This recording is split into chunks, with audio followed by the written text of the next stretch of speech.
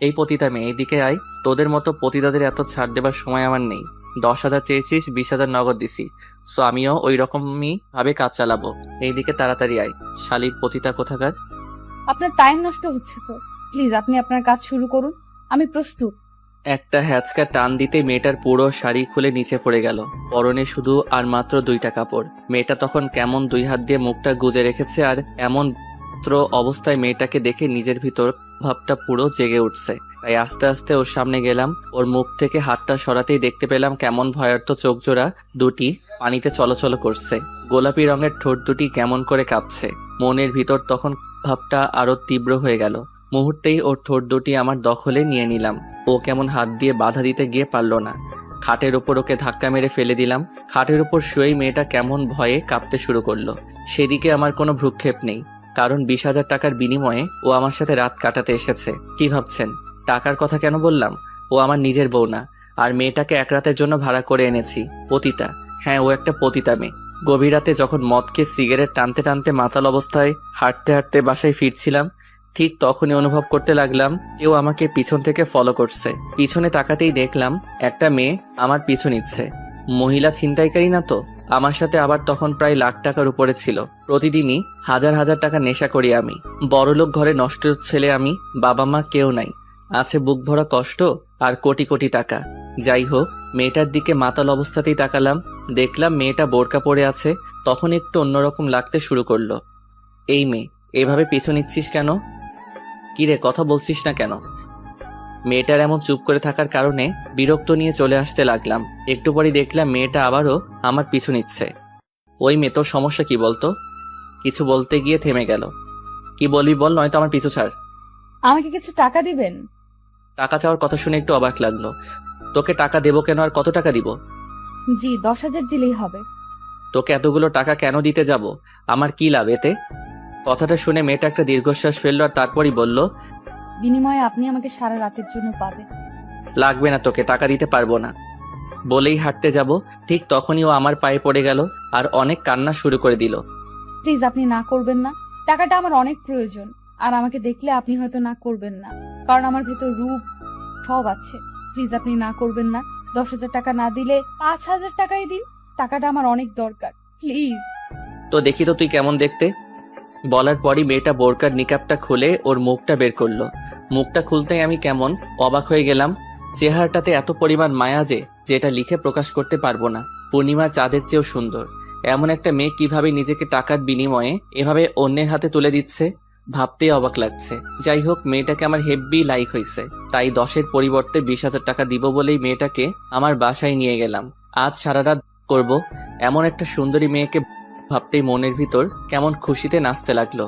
মদের নেশার চাইতেও তখন এই মেয়েকে করার নেশাটাই আমার বেশি জাগ্রত হলো। যাই হোক, অযথা টাইম নষ্ট করা যাবে না।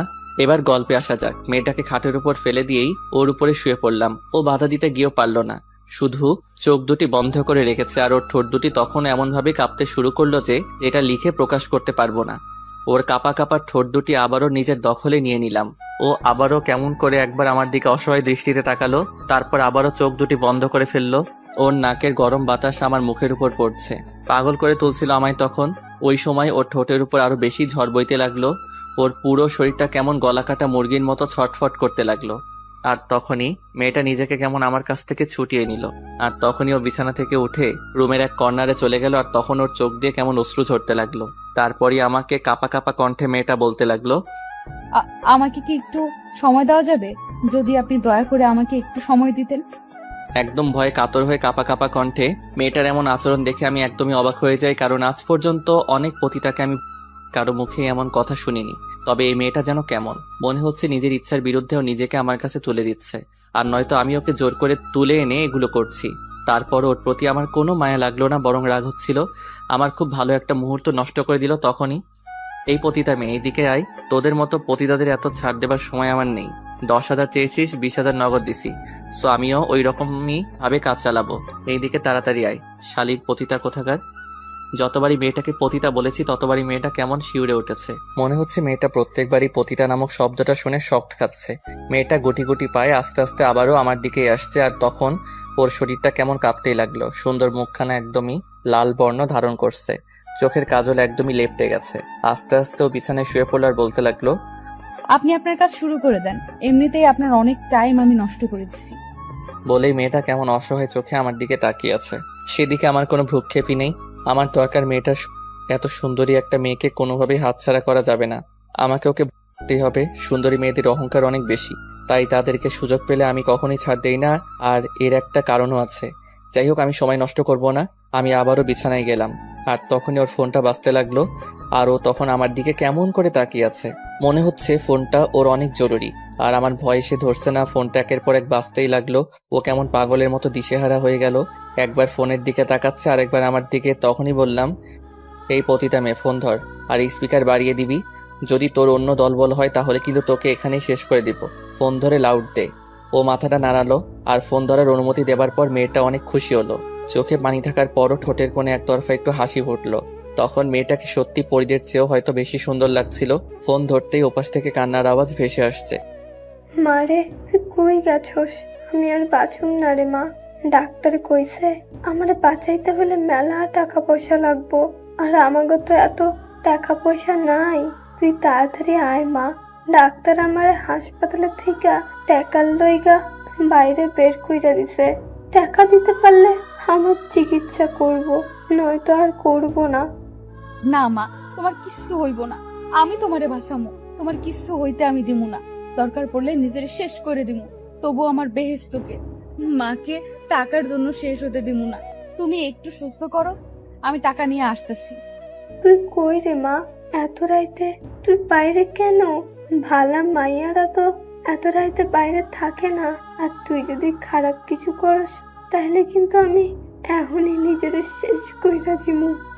না মা, আমি খারাপ কিছু করছি না। আসলে শহরে একটা আঙ্কেলের কাছে আসছি। উনি তোমার এই কথা শুনে অনেকগুলো টাকা দিছে, আর টাকাগুলো নিয়েই আসতেছি। আর অনেক দূরের রাস্তা তো, তাই আসতে অনেক দেরি হইতেছে। আমি আসতেছি মা, তুমি আর একটু অপেক্ষা করো। বলেই ফোনটা কেটে দিল। আর কেমন করে কান্না করতে লাগলো। বারবারই ও চোখ মুছে নিজেকে ঠিক করে আমার কাছে বিলিয়ে দিতে চাচ্ছিল, কিন্তু ওর চোখের পানি কোনোভাবেই থামছে না।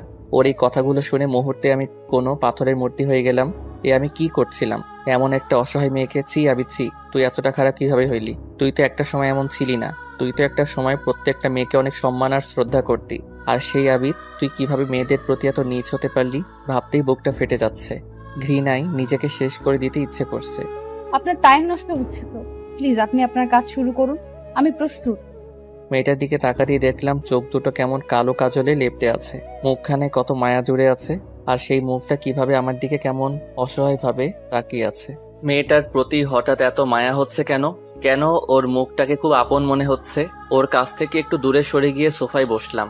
আর তখনই একটা সিগারেট ধরালাম। সিগারেট টানতেছি আর ভাবতেছি মেয়েটার মায়ের কি এমন হয়েছে যার কারণে ও এমন একটা পথ বেছে নিছে। কাজ করেও তো পারতো নিজের মায়ের চিকিৎসা করাতে। ভাবতেই সিগারেট টানতে লাগলাম। তখন খেয়াল করলাম মেয়েটা কেমন কাশতে লাগলো। হয়তো সিগারেটটা সহ্য করতে পারছে না। আর মেয়েটা ভয়েও কিছুই বলতে পারতেছে না, শুধু আমার দিকেই তাকিয়ে কাশতে লাগলো। সিগারেটটা নিভিয়ে দিলাম আর ওকে জিজ্ঞাসা করলাম, এটার গন্ধ সহ্য করতে পারো না? না। এদিকে আসো। ও আমার দিকে আস্তে আস্তে এগিয়ে আসলো। আর তখনই বললাম, সোফায় বসো। ও সোফায় বসলো। বসার পরই ওর শাড়িটা এনে ওকে আবার পরিয়ে দিতে লাগলাম। মেয়েটা তখন কেমন অবাক হয়ে আছে আর শাড়ি পরাতে বাধা দিচ্ছে। প্রথমে ভাবছিলাম হয়তো আমি পরিয়ে দিচ্ছি বলে সংকোচ বোধ করছে, পরেও নিজেই বলল, কি হলো, শাড়ি পরিয়ে দিচ্ছেন কেন?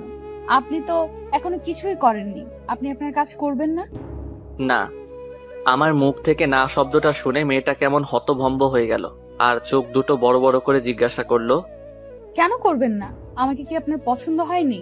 আমি আর বাধা দিব না, কোনো বাধা আসলেও বাধা দিব না। প্লিজ আপনি আপনার কাজ করুন। কান্না করতে করতে আমার পা জড়িয়ে ধরলো। অনেক চেষ্টা করছিলাম কিন্তু পা ছাড়াতে পারছিলাম না। একটা মেয়ে কতটা মায়ের পাগল হলে, কতটা মাকে ভালোবাসলে, মাকে বাঁচানোর জন্য নিজের সবকিছু অন্যের হাতে নিজের ইচ্ছায় এভাবে বিলিয়ে দিতে পারে, সেটা এই মেয়েটাকে না দেখলে কখনোই বুঝতাবি না। দেখো, এই মুহূর্তে আমি কোনো কাজ করার মুডে নাই। আমি এখন কিছুই করব না।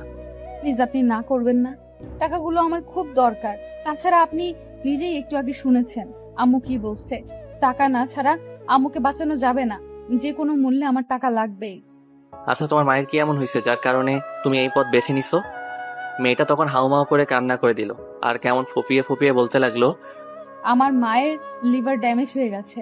ডাক্তার বলছে মাকে বাঁচাতে অনেক টাকা লাগবে। বলছিলাম অনেক টাকা লাগবে, কিন্তু কাজ করেও তো তুমি টাকা জোগাড় করতে পারতে, এই পথে আসলে কেন? মেয়েটার এমন অদ্ভুত হাসি দেখে অনেকটা অবাকই হলাম। জিজ্ঞাসা করলাম, হাসছো কেন? সুষ্ঠু সুন্দরভাবে কাজ করার অধিকার হয়তো সৃষ্টিকর্তা কোনো সুন্দরী মেয়েকে দেয়নি, আর এই পথে আসতে আমাকে এই সমাজের মানুষ বাধ্য করেছে আমার ভাগ্য। কিভাবে? আচ্ছা, তোমার এই পথে আসার গল্পটা আমাকে বলবে? খুব শুনতে ইচ্ছা করছে। পতিতাদের জীবন কাহিনী শুনে আপনি কি করবেন? শোনার ইচ্ছা, প্লিজ বলো। মেয়েটাকে অনেক রিকোয়েস্ট করার পর মেয়েটা রাজি হলো। ওপরের দিকে তাকিয়ে মেয়েটা একটা দীর্ঘশ্বাস ফেললো, আর তারপরই বলতে লাগলো, জানেন, ছোটবেলায় আমার বাবা মারা যায়। তারপর থেকে আমার মা আমাকে মানুষের মতো মানুষ করার জন্য অনেক পরিশ্রম করে। নিজে না খেয়ে আমাকে খাওয়াতো, নিজে কষ্ট করে আমার লেখাপড়া চালাতো। হঠাৎ করে একদিন বাসায় এসে দেখি মা অজ্ঞান অবস্থায় মাটিতে পড়ে আছে। তখন মাকে ডাক্তারের কাছে নিয়ে গেলাম। অনেকগুলো টেস্ট করালো। টেস্টের টাকাগুলো মানুষের কাছ থেকে ধার করে পরিশোধ করি, কিন্তু রিপোর্টের পর জানা গেল মায়ের লিভার ড্যামেজ হয়ে গেছে। এখন বাঁচাতে গেলে অনেক টাকার প্রয়োজন, কিন্তু আমার হাতে কোনো টাকা ছিল না। কিভাবে টাকা জোগাড় করা যায় সেটাই তখন ভাবতেছিলাম, কিন্তু কোনো উপায় পেলাম না। কেউ আমাদের পাশে এসে দাঁড়ালো না। চারদিকে শুধু অভাব আর অভাব, আর সবকিছু কেমন অদাকার। আমি তখন সবকিছুই অন্ধকার দেখেছিলাম, কি করব বুঝে উঠতে পারছিলাম না। বলে আকাশের দিকে আরেকটা দীর্ঘশ্বাস ফেললো। তারপর অসুস্থ মাকে বাসায় নিয়ে গেলাম। মা বলল ঢাকায় মামার বাসাতে আসতে, কারণ আমার মামা অনেক বড় লোক। হয়তো বোনের অসুস্থতার জন্য উনি আমাদের হেল্প করবে। মায়ের কথা মতোই সেদিন প্রথম এই ঢাকা শহরে আসলাম। মামার বাসায় যেতেই মামা অনেক খুশি হয়, কিন্তু টাকার কথা বলতেই মুখটা কেমন অন্ধকার করে ফেলে। মুখটা অন্ধকার করেই বলল আমাকে কিছুদিন থাকতে, উনি একটা ব্যবস্থা করবে। মাকে এই অবস্থায় ছেড়ে দূরে থাকতে খুব কষ্ট লাগছিল, তবুও থাকলাম, কারণ মাকে তো আমার বাঁচাতেই হবে। এদিকে মামা আমাকে হসপিটালে ভর্তি করিয়ে দিল আর আমাকে ওনার কাছে রেখে দিল। দুদিন পর মামি সহ মামাতো বোনেরা কোথাও বেড়াতে গেল। বাসায় আমি একা শুয়ে আছি আর মায়ের কথাই ভাবছিলাম। হঠাৎ কেউ একজন আমার রুমে ঢুকলো। তাকাতেই দেখলাম আমার মামা। আমি একটু হাসি দিলাম, কিন্তু সেই হাসিটা বেশি স্থায়ী হলো না। কেন? কারণ তখনই মামা দরজাটা ভেতর থেকে বন্ধ করে দিল।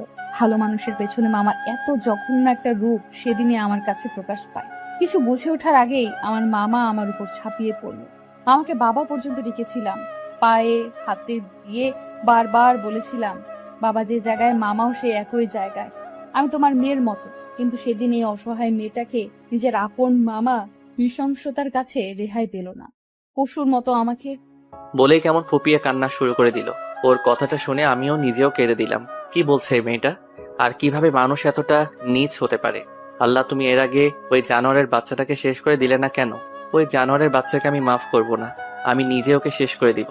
আমি তখন কেমন থরথর করে কাঁপতে লাগলাম। একটা মেয়ে কতটা কষ্ট পেতে পারে, কেনই বা এমন পরিস্থিতিতে আসে, ওকে না দেখলে বুঝতেই পারতাম না। মানুষ পতিতাদের অনেক খারাপ বলে, কিন্তু একটা মেয়ে কেন পতিতা হয়, কেন নিজের সবকিছু টাকার জন্য অন্যের কাছে বিলিয়ে দেয়, সেটা হয়তো সবারই অজানা। আর এগুলো ভাবতেই তখন শুধু চোখ দিয়ে টপ টপ করে পানি বের হচ্ছে। কাপা কাপা কণ্ঠে বলতে লাগলাম, তারপর? মেয়েটা উপরের দিকে তাকিয়ে অনেকগুলো দীর্ঘশ্বাস ফেললো। তারপর কিছুক্ষণ নীরবতা। একটু পরে নীরবতা ভেঙে বলতে লাগলো, সেদিন আমার সব কিছু উনি কেড়ে নিয়েছিল। প্রচন্ড ব্যথায় সেদিন বিছানা থেকে উঠতে পারিনি। ওনার তা এতই বেশি ছিল যে আমাকে একটুও ছাড় দেয়নি।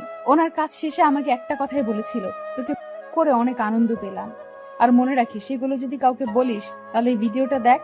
আমাকে তখন একটা ভিডিও দেখালো, যেটাতে আমার তাকে দেখতে পেলাম। ভিডিওটা দেখিয়ে বলল, তোর এই ভিডিও আমি ভাইরাল করে দেব, তোর আম্মুর চিকিৎসার একটা টাকাও দিব না, তোর মা মরে যাবে। তখন নিজের কথা ভুলে গেলাম, মায়ের মুখখানা মনে পড়ে গেল। না, মাকে কোনোভাবেই মরতে দেওয়া যাবে না। তখন আমি চুপ করে গেলাম। এরপর থেকে মামা সহ তার অনেক বন্ধু মিলে প্রতিদিন আমাকে হাত পা বেঁধে জোর করে ধর্ষণ করতো, আর আমাকে দিয়ে মামা ব্যবসা শুরু করে দিল। আর তারপর একটা সময় মামা আর মায়ের চিকিৎসার জন্য আগের মতো টাকা দেয় না।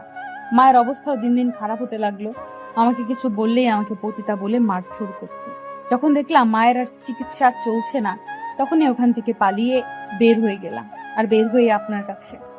কথাগুলো বলেই মেয়েটা থরথর করে কাঁপতে লাগলো আর প্রচন্ড কান্না করতে লাগলো। আমি তখন নিজেও নিজেকে শান্ত করতে পারছিলাম না। আর এই মেয়েটি কিভাবে নিজেকে শান্ত করবে? জীবনে অনেক পতিতার সাথে রাত কাটিয়েছি, কিন্তু কোনোদিন কারো এই পতিতা হবার গল্প শুনিনি, শুধু চলে এসেছি। জানতেও চাইনি তাদের এই পতিতা হবার কারণ। আর আজ যখন কোনো মেয়ের মুখে তার জীবন কাহিনী শুনলাম, নিজের বুকটাই তখন তাদের জন্য কষ্টে ফেটে যাচ্ছে। না, এই মেয়েটা অনেক কষ্ট করেছে, আর করতে দিব না। ওর কষ্টের জীবন আমি এখানেই শেষ করে দিব। কষ্ট ওর এখানেই শেষ। এবার ওর মুখে একটু হাসি দেখতে চাই। তখন বুঝতেই পারলাম মেয়েটা টাকার জন্য সব করতে পারবে। এখন আমি তাড়িয়ে দিলে আমার কাছ থেকে চলে গিয়ে আবার অন্য কারোর সাথে মিশবে। তার চেয়ে ভালো এই মেয়েটাকে অনেক দিনের জন্য আমার কাছেই রেখে দেই। তখনই বললাম, আমি তোমার পাশে থাকতে চাই, রাখবে তোমার পাশে? পতিতাদের সাথে থাকতে নেই।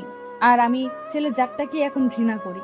আপনি আপনার কাজ শেষ করুন, এমনিতেই রাত প্রায় শেষ পর্যন্ত। বুঝতে পারলাম ছেলেদের প্রতি ওর যথেষ্ট ঘৃণা জন্মে গেছে। এইভাবে মেয়েটাকে আমার কাছে রাখতে পারবো না, অন্য একটা বুদ্ধি খাটাতে হবে। ওই যে একটা ব্যাগ দেখছো, ওই ব্যাগে অনেক টাকা আছে, প্রায় 10 লক্ষ টাকার মতো আছে। আমি জানি এই 10 লক্ষ টাকা তো এই পতিতা পেশায় কয়েক মাসও কামাতে পারবা না। তো আমি যদি তোমাকে ওই টাকাগুলো দিয়ে দিই, বিনিময়ে আমাকে কি দিবা? কথাটা বলতেই মেয়েটা কেমন অবাক হয়ে আমার দিকে তাকিয়ে রইল, আর বলতে লাগলো, আপনি যা চাইবেন তাই। দরকার পড়লে সারা দিন সারা রাত সব সময় আপনার সাথে কাটাবো, কিন্তু তারপরও আমার মাকে বাঁচানোর জন্য টাকাগুলো দরকার। একটা শর্তে তোমাকে টাকাগুলো দিব। কি শর্ত? কাল থেকে শুরু করে টানা 2 মাসের জন্য তুমি আমার সবসময় আমার সাথে থাকতে হবে। যা বলবো তাই করতে হবে, কোনো কথাই না করতে পারবা না। এই 2 মাসে তোমার কাছে আমার যেটা যেটা ইচ্ছা সব তোমাকে পূরণ করতে হবে। আমার সাথে রাত দিন সবসময় কাটাতে হবে। রাজি আছো? আমি রাজি, তবুও টাকাগুলো আমার চাই। আমার মাকে বাঁচাতেই হবে। অবাক হয়ে গেলাম, মেয়েটা বিন্দু পরিমাণও ভাবার টাইম নিল না, এক কথায় সে রাজি। ভেবে বলছো তো? আমি রাজি। ঠিক আছে, টাকাগুলো তুমি কালই পাবে, আর এখনই আমার সাথে চলো। কোথায়? আপনি আপনার কাজ করবেন না? আমাকে তো সকালে বাসায় যেতে হবে। চুপচাপ এখন আমার সাথে চলো। তখনই মেয়েটাকে আগে ওর শাড়িটা পরিয়ে দিলাম, আর ওকে ওয়াশরুম থেকে ফ্রেশ হয়ে আসতে বললাম। তারপরও ওকে নিয়ে আমার গাড়িতে উঠলাম। ও কেমন ভয়ে ভয়ে গাড়িতে উঠলো। প্রচন্ড ভয় পাচ্ছে মেয়েটা, হয়তো ভাবছে তাকে কোথাও নিয়ে কিছু করে ফেলবো।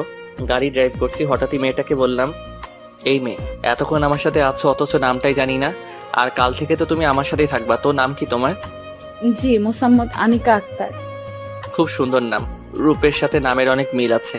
আর আমার নাম আবিদ হাসান, সবাই আবিদ বলেই ডাকে। এখন থেকে তুমিও আবিদ বলেই ডাকবা। আমি নাম ধরে ডাকতে পারবো না, স্যার বলে ডাকি। কি বলছি? আমি যেটা বলছি চুপ করে সেটাই শুনবা, বুঝছো? বলো আবিদ। করছো কেন? বলো আবিদ।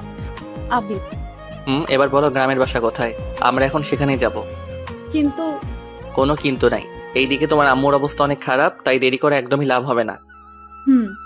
তারপরই ওর থেকে ঠিকানা নিয়ে ওদের গ্রামের বাসায় চলে গেলাম। যেতে যেতে প্রায় সকাল হয়ে গেল, আর ওর আম্মুকে ওখান থেকে নিয়ে আসলাম।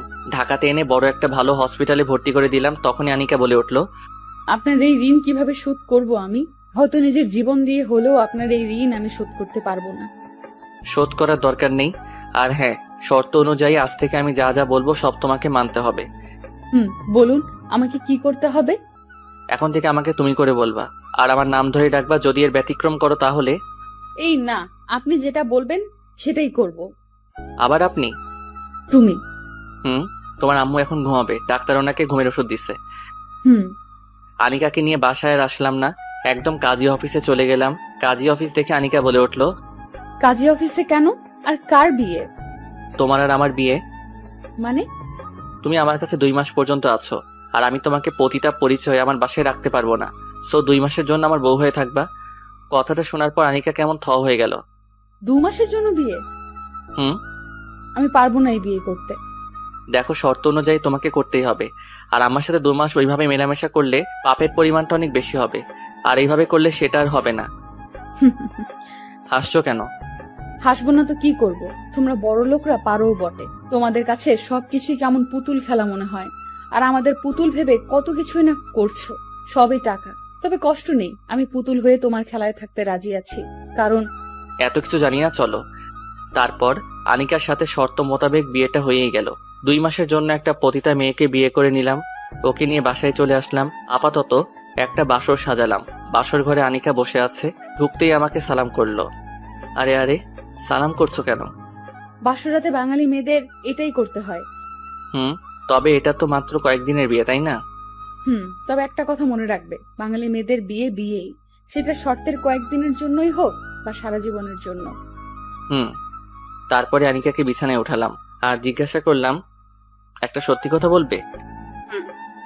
আচ্ছা, বাসরাতে তোমার কি কি ইচ্ছা ছিল? হাসছো কেন? আপনি আমাকে করবেন তো করেন, এত নাটকের কি দরকার? একদম চুপ করে থাকবা।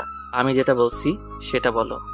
আমি একটা ভাড়াটে পতিতা, আমার কোনো ইচ্ছে নেই। তবে বাঙালি প্রত্যেকটা মেয়েদের খুব ইচ্ছা বাসর রাতে লাল বেনারসি পরে স্বামীর ঘরে যাবে, তার সাথে নিজের সবকিছু ভাগাভাগি করে নিবে, আর তার সাথে অনেক গল্প করবে, আর সব সময় তার স্বামীর বুকে মাথা রেখে ঘুমাবে, কখনোই আলাদা হবে না। কথাগুলো বলেই মেয়েটা কেমন একটা দীর্ঘশ্বাস ফেললো। একটা জিনিস খেয়াল করলাম, মেয়েটা বেশিরভাগ টাইমই দীর্ঘশ্বাস ত্যাগ করে। বুকের ভিতর কতটা কষ্ট থাকলে একটা মেয়ে বারবার এমন করতে পারে সেটা হয়তো আমার ধারণার বাইরে। যাই হোক, মেয়েটাকে এত কষ্ট আর পেতে দিব না। তখনই আনিকাকে বললাম, খুব ভালো ধারণা আছে তো তোমার, কাজে লাগানো যাবে। কিসের কাজ? না কিছু না, তবে আজকে কিন্তু তোমাকে আর ছাড়বো না, বাসর রাত বলে কথা। আসছো কেন? আমার জন্য আর বাসর রাত? আমার মতো পতিতাদের সাথে তো প্রতিদিনই। ওই, একদম চুপ। আজ থেকে মুখে যেন পতিতা নামটাও যেন না আসে, আসলে খুব খারাপ হবে। দেখো, সত্যিটা তো আমাকে বলতেই হবে। বলো, কিন্তু আপাতত তুমি আমার বউ, সো আমার বউয়ের মতোই তোমাকে থাকতে হবে। হায় রে বউ, তাও আবার 2 মাস? ওর কথাটা শুনে একটু অবাকই হলাম। তারপরে ওকে বললাম, 2 মাস হোক আর 2 দিন হোক, এখন তো তুমি আমার বউ, আর এই 2 মাস তোমাকে আমার স্ত্রীর পরিচয় থাকতে হবে। বলতেই মেয়েটা কেমন অবাক দৃষ্টিতে আমার দিকে তাকিয়ে আছে। তারপর ওকে খাট থেকে নিচে নামালাম আর হাত ধরে টানতে টানতে বাইরে নিয়ে যেতে লাগলাম। ও শুধু অবাক হয়ে আমার দিকে তাকিয়ে আছে আর হঠাৎই বলে উঠল, আমাকে কি কোথাও নিয়ে যাচ্ছ? আমার সাথেই চলো। কোথায়? আমার সাথে গেলেই বুঝতে পারবা। তারপরে মেয়েটাকে ছাদে নিয়ে গেলাম। অনেক রাত দেখে মেয়েটা একটু ভয় পেয়ে গেল, কিন্তু ছাদে উঠতেই, ওয়াও, কি সুন্দর ফুলের বাগান, আর আকাশে কত সুন্দর চাঁদ উঠেছে। বলে মেয়েটা আমার হাত থেকে ছুটে ছাদের উপর কেমন নিজেকে মুক্ত পাখির মতো মেলে ধরলো। ও একবার ফুলগুলোকে ধরছে, আরেকবার চাঁদের দিকে তাকিয়ে মিটিমিটি হাসছে। রাতে চাঁদের আলোতে গোলাপ ফুলগুলোর সৌন্দর্য আনিকার সৌন্দর্যের কাছেও হার মানছে। চাঁদের আলোতে মেয়েটাকে কেমন অপূর্ব সুন্দর লাগছে। সত্যি তখন আমি অনেক খুশি হয়ে গেলাম, কারণ মেয়েটা আজ খুব খুশি। তখন আকাশের দিকে তাকিয়ে আল্লাহকে মনে মনে একটা ডাক দিয়ে বললাম, আল্লাহ, এই মেয়েটাকে যেন সবসময় এমন হাসি খুশি রাখতে পারি, আর কখনোই যেন ওকে কষ্ট না দেই। বলেই মেয়েটার দিকে তাকালাম। ঠিক তখনই দেখলাম মেয়েটা এক জায়গায় কেমন জড়সড় হয়ে কান্না করতে লাগলো।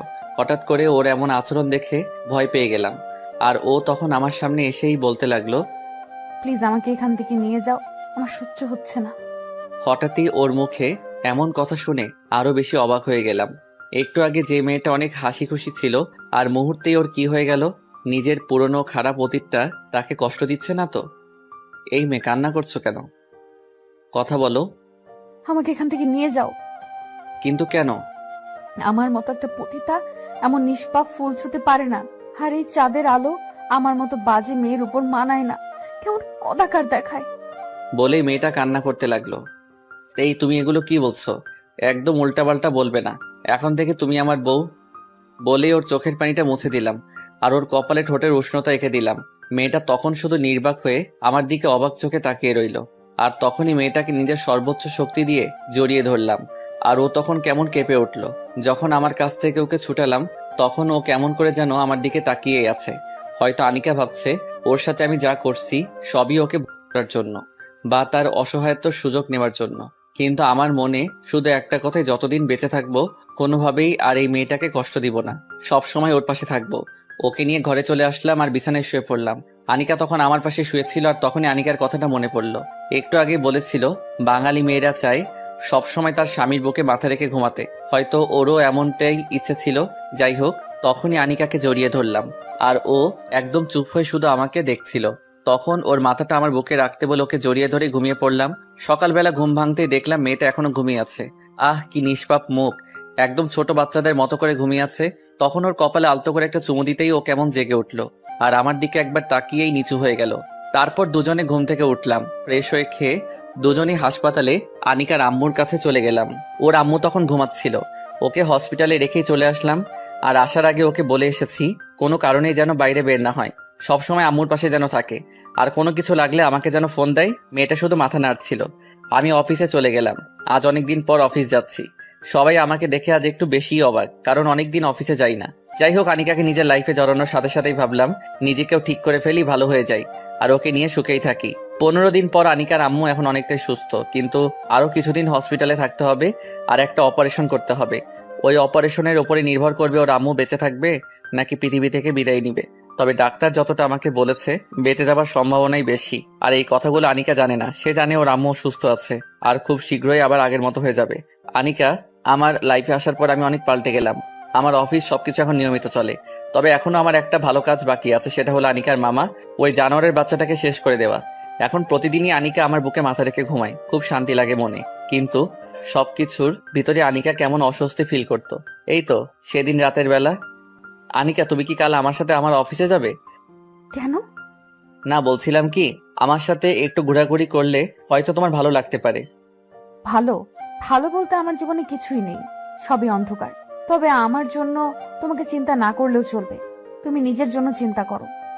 ওর এমন কথা শুনে একটু হতাশ হলাম। তারপর আবারও বললাম, চলোই না একটু, তোমার ভালো লাগতে পারে। হুম।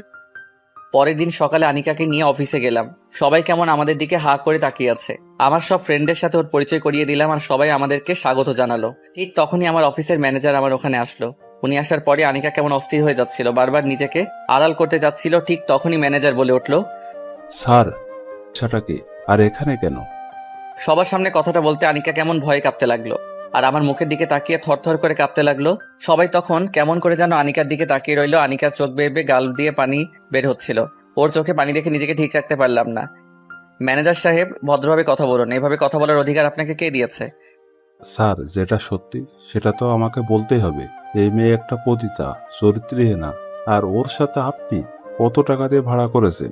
মালটা কিন্তু। কি বললি কুত্তার বাচ্চা?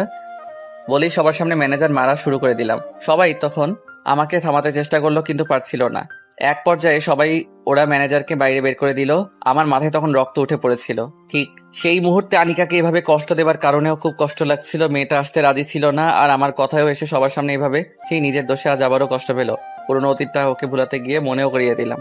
ভাবতে নিজের উপর তখন রাগ হতে লাগলো। তখনই আনিকাকে খুঁজতেই দেখলাম আনিকা নেই। ও গেল কোথায়? ওকে খোঁজা শুরু করলাম, কিন্তু পাচ্ছিলাম না। বুকের ভিতর কেমন অস্থিরতা কাজ করছিল। ও যদি নিজের কোনো ক্ষতি করে ফেলে তাহলে তো নিজেকে আমি ক্ষমা করতে পারবো না। সব দোষ আমার, কেন যে ওকে এখানে আনতে গেলাম। কিন্তু ও কোথায়? খুঁজতে লাগলাম আনিকাকে, কিন্তু পাচ্ছি না। অফিসে দারোয়ানকে জিজ্ঞাসা করতেই বললো ও নাকি বেরো হয়নি। তাহলে গেল কোথায়? খুব কষ্ট লাগছিল, নিজের একটু ভুলের জন্য ওকে হারিয়ে ফেলবো না তো। হঠাৎ অফিসের একটা কর্মচারী এসে বললো ও নাকি ছাদে গেছে। তাই আর এক মুহূর্ত দেরি করলাম না, একটা দৌড় মারলাম আর ছাদে চলে গেলাম। দেখলাম মেয়েটা ছাদ থেকে ঝাঁপ দিতে যাচ্ছে। ঠিক তখনই মেয়েটার হাত ধরে ফেললাম। এই তো সাহস হলো কিভাবে এভাবে নিজেকে শেষ করে দেবার? আমি বাঁচতে চাই না। আজ আমার জন্য তোমার কত বড় ক্ষতি হয়ে গেছে। একদম কোনো কথা বলবি না, আমার কিছুই হয়নি। ঠিক তখনই মেয়েটা আমার পায়ে পড়ে গেল। আজ আমাকে হেল্প করতে এসে আপনাকে কতটা অপমান সহ্য করতে হচ্ছে। সবার সামনে আপনাকে কত ছোট হতে হচ্ছে। প্লিজ আনিকা, এভাবে বলো না। শব্দ সামার, আমি তোমাকে না আনলে হয়তো তোমাকে এই অপমান সহ্য করতে হতো না। তুমি আমাকে মাফ করে দাও আমার জন্যই। এই, তুমি এগুলো কি বলছো? আমার কোনো সমস্যা হয়নি। আমি তো পতিতা, তাই না? আর পতিতাদের এইগুলো শুনে কোনো সমস্যা হয় না। তবে তোমার। বলে আবার কান্না শুরু করে দিল। দেখো, একদম কান্না করবা না। আর মরতে যাচ্ছ কেন? তুমি যদি মরে যাও তোমার মাকে কে বাঁচাবে? মায়ের জন্যই তো বেঁচে আছি, কিন্তু আমি যা নিতে পারছি না। ওই মানুষটা আমার জীবনটাকে শেষ করে দিছে, শেষ করে দিছে। বলে কান্না করতে লাগলো। কোন মানুষটা? না, কিছু না। কোন মানুষ আমাকে বলো। না, কেউ না। বলো বলছি। আর ওই ম্যানেজার তোমাকে কিভাবে চিনে? কান্না করতেই লাগলো। বলো বলছি, ও তোমাকে কিভাবে চিনলো? ও আমাকে চেনে, কারণ ওই আমার মামা। কথাটা শুনে মাথাটা নষ্ট হয়ে গেল। কি, যে জানোয়ারের বাচ্চাটাকে আমি শেষ করার জন্য ভাবছি, যে জানোয়ারটা একটা মেয়ের সুন্দরভাবে বাঁচার অধিকার নষ্ট করে দিচ্ছে, যে জানোয়ারের বাচ্চা একটা পবিত্র দেখে জানোয়ারের মতো ঝাঁপিয়ে পবিত্র সম্পর্ক নষ্ট করে মেয়েটাকে অপবিত্র করেছে, সে আমার কোম্পানিরই ম্যানেজার। তাকে তো আমি শেষই করে দিব। মৃত্যুর যন্ত্রণা যে কতটা কষ্টের তাকে আমি বুঝিয়ে দিব। তুই মরার জন্য প্রস্তুত হ। আমাকে এই অন্ধকারে তুলে আনার কারণ কি? আর আপনি কে? তোর জম। আপনি সামনে আসুন আর আমাকে প্লিজ ছেড়ে দিন। আমাকে কেন তুলে এনেছেন? কেউ লাইটটা অন করো। ঠিক তখনই লাইট অন হয়ে গেল। আর লাইট অন হতেই উনি বলে উঠলো, স্যার, আপনি? ম্যানেজার সাহেব কেমন আছেন? খুব খুব ভালো। আচ্ছা ম্যানেজার সাহেব, এভাবে ঘামছেন কেন? আমাকে লোক দিয়ে কেন উঠিয়ে এনেছেন? শুধুমাত্র কিছু হিসাব নিকাশের জন্য। ওইগুলো তো অফিসে মেটাতে পারতেন, আর আমি সব হিসাব তো আপনাকে দিয়ে দিয়েছি। ম্যানেজার সাহেব, অফিসের হিসাব অফিসে দিচ্ছেন, কিন্তু জীবনের হিসাব একটু মিলিয়ে নিব না? মানে কি স্যার? আচ্ছা ম্যানেজার সাহেব, আপনাকে কিছু প্রশ্ন করব। করেন, তবে কি প্রশ্ন? বেশি কিছু না। আচ্ছা ম্যানেজার সাহেব, আপনার ছেলে মেয়ে কয়জন? কেন? যেটা বলছি উত্তর দেন। এক মেয়ে আছে। খুব ভালো। আরেকটা প্রশ্ন, কি? আপনি কি আপনার মেয়েকে রেপ করতে পারবেন? স্যার, মুখ সামলিয়ে কথা বলুন, নয়তো। নয়তো কি? একদম চুপ করে থাকবি জানোয়ারের বাচ্চা, নয়তো এখনই একদম উপরে পাঠিয়ে দিব। আপনি এমন করছেন কেন স্যার? নিজের মেয়েকে রেপ করতে পারবি না, তাহলে কেন নিজের ভাগ্নিকে এই কাজ করলি? সেও তো তোর নিজের মেয়ের মতোই ছিল। আমি কিছু করিনি, আমাকে ছেড়ে দিন, আমি কিছু করিনি। আনিকা, এদিকে আসো। বলতে আনিকা আস্তে আস্তে হাঁটতে হাঁটতে সামনে এসে উপস্থিত। আনিকা, ওকে শেষ করে দাও। এই নাও পিস্তল।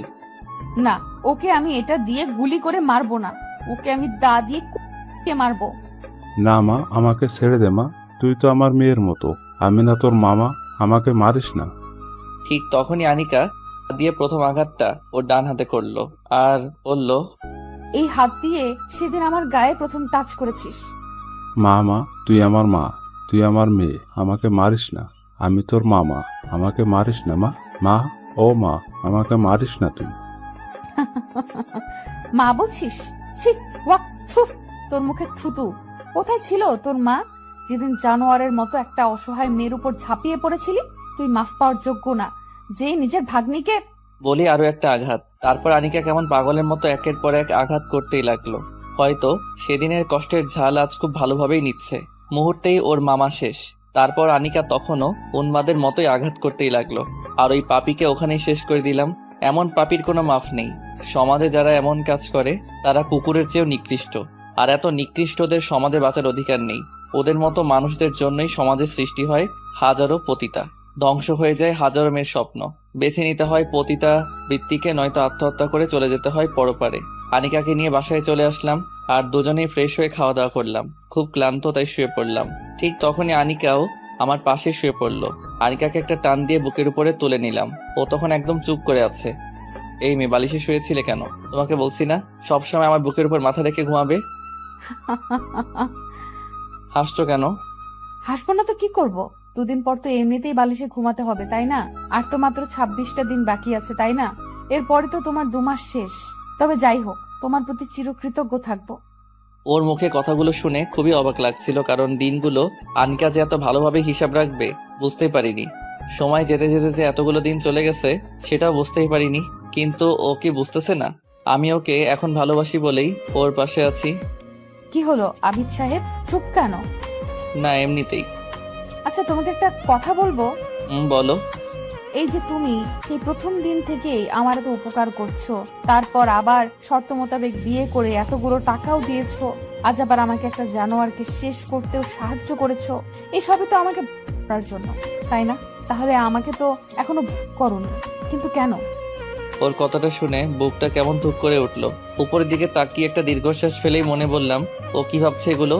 ওকে এখনো বুঝতে পারছে না ওকে জন্য আমি এগুলো করছি না, ওকে ভালোবাসি বলে এগুলো করেছি। তখনই ওকে নরম সুরেই বললাম, জানো আনিকা, সবকিছু মানুষ ভোগের জন্য করে না। আর হ্যাঁ, তোমাকে করার ইচ্ছা থাকলে তোমার পাশে না থেকেও হয়তো তোমাকে প্রতিদিনই দেখতে পারতাম। আর তুমি আমার সাথে এতগুলো রাত কাটিয়েছো, কিন্তু তোমাকে শুধু আমার বুকের উপর রেখে জড়িয়ে ধরে ঘুমিয়েছি। এছাড়া তোমার সাথে অন্য কোনো ধরনের বিহেভ করিনি, যেটা দিয়ে প্রমাণিত হয় আমি তোমাকে বলতে চাচ্ছি। আচ্ছা ঘুমাও, এমনিতেই আজ অনেক ক্লান্ত তুমি। তারপরে চুপচাপ ঘুমিয়ে পড়লাম। শরীর ক্লান্ত থাকার কারণে ঘুম খুব তাড়াতাড়ি চলে আসলো। আনিকাকে আজ 5 দিন পর ওর আম্মুর কাছে নিয়ে যাচ্ছি। এর ভিতর মেয়েটা অনেকবার যেতে চাইলেও ওকে যেতে দেয়নি, কারণ এই কয়দিনের ভিতর আনিকাকে গোপন রেখে ওর আম্মুর অপারেশন করিয়ে ফেলেছি। অপারেশন করার আগে খুব ভয় ছিলাম, কারণ একটু এদিক সেদিক হয়ে গেলেই আনিকার আম্মু শেষ হয়ে যেত। আর আল্লাহ না করুক এমন হলেও ও হয়তো আমাকে ভুল বুঝতো। কারণ ওর অগোচরে কাজটা করা ঠিক হয়নি। তবু করালাম কারণ মেয়েটা বড্ড বেশি মায়ের পাগল। মাকে ছাড়া সবকিছু ওর কাছে অর্থহীন। আর যদি ও জানে ওর আম্মুর অপারেশন হবে তাহলে হয়তো ও নিজেই ঠিক থাকতে পারতো না। তাই একটু বেশি রিস্ক নিয়ে ওর অজান্তেই, যাই হোক ওর আম্মু এখন অনেক ভালো আছে। হাসপাতালে যেতেই ডাক্তার বলে উঠল, আবিদ সাহেব, রোগী আল্লাহর রহমতে অনেক ভালো আছে। সামনের সপ্তাহে ইচ্ছা করলে নিয়ে যেতে পারেন, তবে ওনার দিকে একটু বেশি খেয়াল রাখবেন। অপারেশনের রোগী তো বুঝেনি। আমি মাথা নাড়ালাম। আর ডাক্তারের এমন কথা শুনে আনিকা কেমন করে যেন আমার দিকে তাকিয়ে আছে আর অনেক বেশি অবাক হয়ে জিজ্ঞাসা করলো, অপারেশন? কিসের অপারেশন আর কার অপারেশন? আমি তোমাকে পরে বলছি, আগে চলো মাকে দেখে আসি। না, তুমি আগে বলো কিসের অপারেশন। ঠিক তখনই ডাক্তার বলে উঠল, আসলে আপনার মায়ের একটা অপারেশনের দরকার ছিল, আর ওটা অনেক রিস্কের অপারেশন। তাই আবিদ সাহেব আপনাকে কিছুই জানায়নি, কারণ এতে আপনি অনেক টেনশন করবেন। আর অপারেশনটা না করালেও আপনার মাকে বাঁচানোর কোনো আশা ছিল না, হয়তো তখন উনি মরেই যেতেন। তবে যাই হোক, এখন আপনার মা সম্পূর্ণ বিপদমুক্ত। খুব শীঘ্রই আপনার মা ভালো হয়ে যাবে। বলেই ডাক্তার চলে গেল। আর এইদিকে আনিকার চোখে পানি, আর ও আমার দিকে কেমন অবাক দৃষ্টিতে তাকিয়ে আছে, মনে হচ্ছে আমার উপর কেমন রেগে আছে। আমি তখন আনিকার হাতে ধরলাম আর ওর আম্মুর কাছে চলে গেলাম। ভিতরে যাওয়ার পরই আমাদের কথার আওয়াজ শুনে ওর মা জেগে উঠল। তুই এসেছিস মা? আর তুই এত শুকিয়ে গেছিস কেন? ঠিক মতো খাওয়া দাওয়া করিস না নাকি? তুই যদি এমন করিস তাহলে কিন্তু আমি আর ওষুধ খাবো না। এগুলো বলো না মা, তুমি কেমন আছো? খুব ভালো আছি রে, খুব ভালো। বলেই মা মেয়ে কেমন একে অপরকে জড়িয়ে ধরে কান্না শুরু করে দিছে। আর আনিকার মা কেমন করে আনিকার কপালে চুমু দিচ্ছে আর কেমন করে বুকে আগলে রেখেছে। ওদের এই দৃশ্যটা দেখে নিজের অজান্তেই চোখ দিয়ে চোখের নোনা পানি বের হয়ে গাল বেয়ে বেয়ে পড়তে লাগলো। আর নিজের বাবা মায়ের কথা খুব মনে পড়তে লাগলো। বাবা মা যে কি জিনিস সেটা যে হারিয়েছে সেই ভালো জানে। খুব মিস করছিলাম বাবা মাকে। আমার মতো এতিমের কাছে যে বাবা মায়ের ভালোবাসার মূল্য কত বেশি সেটা একমাত্র আমি এতিমই জানি। ঠিক তখনই আনিকার মা আমাকে ডাক দিল। বাবা, তুই কান্না করছো কেন? আসলে মায়ের কথা খুব মনে পড়ছে, আজ খুব মিস করছি। কেন, তোমার বাবা মা কোথায়? না, ছোটবেলায় তারা মারা গেছে, এতিম করে চলে গেছে আমায়। কে বলেছে তুমি এতিম? আমি কি তোমার মা না? এদিকে আসো বাবা। তখনই দৌড়ে ওনার কাছে যেতেই উনি আমাকে জড়িয়ে ধরেই বলতে লাগলো, আজ থেকে তুমিও মার ছেলে। আহ কি শান্তি, কলিজাটা জড়িয়ে গেল। তখনই আমি বললাম, আচ্ছা আমি কি আপনাকে আজ থেকে মা বলে ডাকতে পারি? কেন পারবে না? অবশ্যই ডাকবে। খুব খুশি লাগছিল। আর তখন একটা ফোন আসলো। আচ্ছা মা, আমি একটু বাইরে থেকে কথা বলে আসছি, আপনারা কথা বলুন। যাও বাবা। তারপরে আমি বাইরে বের হয়ে গেলাম। প্রায় 20 মিনিট পর ভিতরে যাব, তখনই দরজা বাইরের থেকে শুনতে পেলাম, মারে, ছেলেটা কে? এই তো আমার ক্ষণিকের ফ্রেন্ড। মারে, ছেলেটা অনেক ভালো রে। তুই জানোস ছেলেটা এই কয়টা দিন কিভাবে আমার পিছনে খাটছে? কত সময় আমার পিছনে শেষ করছে। প্রত্যেকটা দিন আমার সেবা করছে। তোমার অপারেশন হয়েছে আমাকে বলেনি কেন? আমি নিষেধ করেছিলাম, কারণ তুই শুনলে অনেক ভেঙে পড়বি। তবে যাই হোক, ছেলেটাকে আমার খুব ভালো লেগেছে। এমন একটা ছেলে যদি... থাক মা, আর বলো না। কেন? কারণ ও অনেক বড় লোক। তারপরও রে মা, আমার মনে হয় ওই ছেলেটা তোরে ভালোবাসে, নয়তো... মা, আর বলো না প্লিজ। ওদের কাছে ভালোবাসার কোনো মূল্য নেই। ওরা বড় লোক, তাই ওদের কাছে মেয়েরা খেলার পুতুল। খেলা শেষ হলেই সব শেষ। আর আমি তার যোগ্য না মা। আর অযোগ্য হয়ে আমি কারো পরিহাসের করুণার পাত্রী হতে চাই না। বলেই মেয়েটা কেমন কান্না করে দিল। বাইরে থেকে কথাগুলো নিজেরই কান্না এসে গেল। তার মানে এতদিনে ওর মনে একটু ভালোবাসা আমি তৈরি করতে পারিনি, আর একটু জায়গাও তৈরি করতে পারলাম না। নাকি ওর অতীতের কারণে ও আমাকে ওর জীবনে জড়াতে চায় না। বাইরে থেকে একটা কাশির আওয়াজ দিয়ে ভিতরে ঢুকলাম। আমাকে দেখে আনিকা তাড়াতাড়ি করে নিজের চোখের পানি মুছে ফেললো। আমি আর বেশি কিছু বললাম না। ভিতরে গিয়ে অফিসে কাজ আছে বলেই বের হয়ে গেলাম। তারপর বাসায় এসে চুপ করে শুয়ে রইলাম। ভাবতে লাগলাম কি করব। ওর সাথে প্রায় 2টা মাস কেটে গেল, 10টা দিন মাত্র বাকি।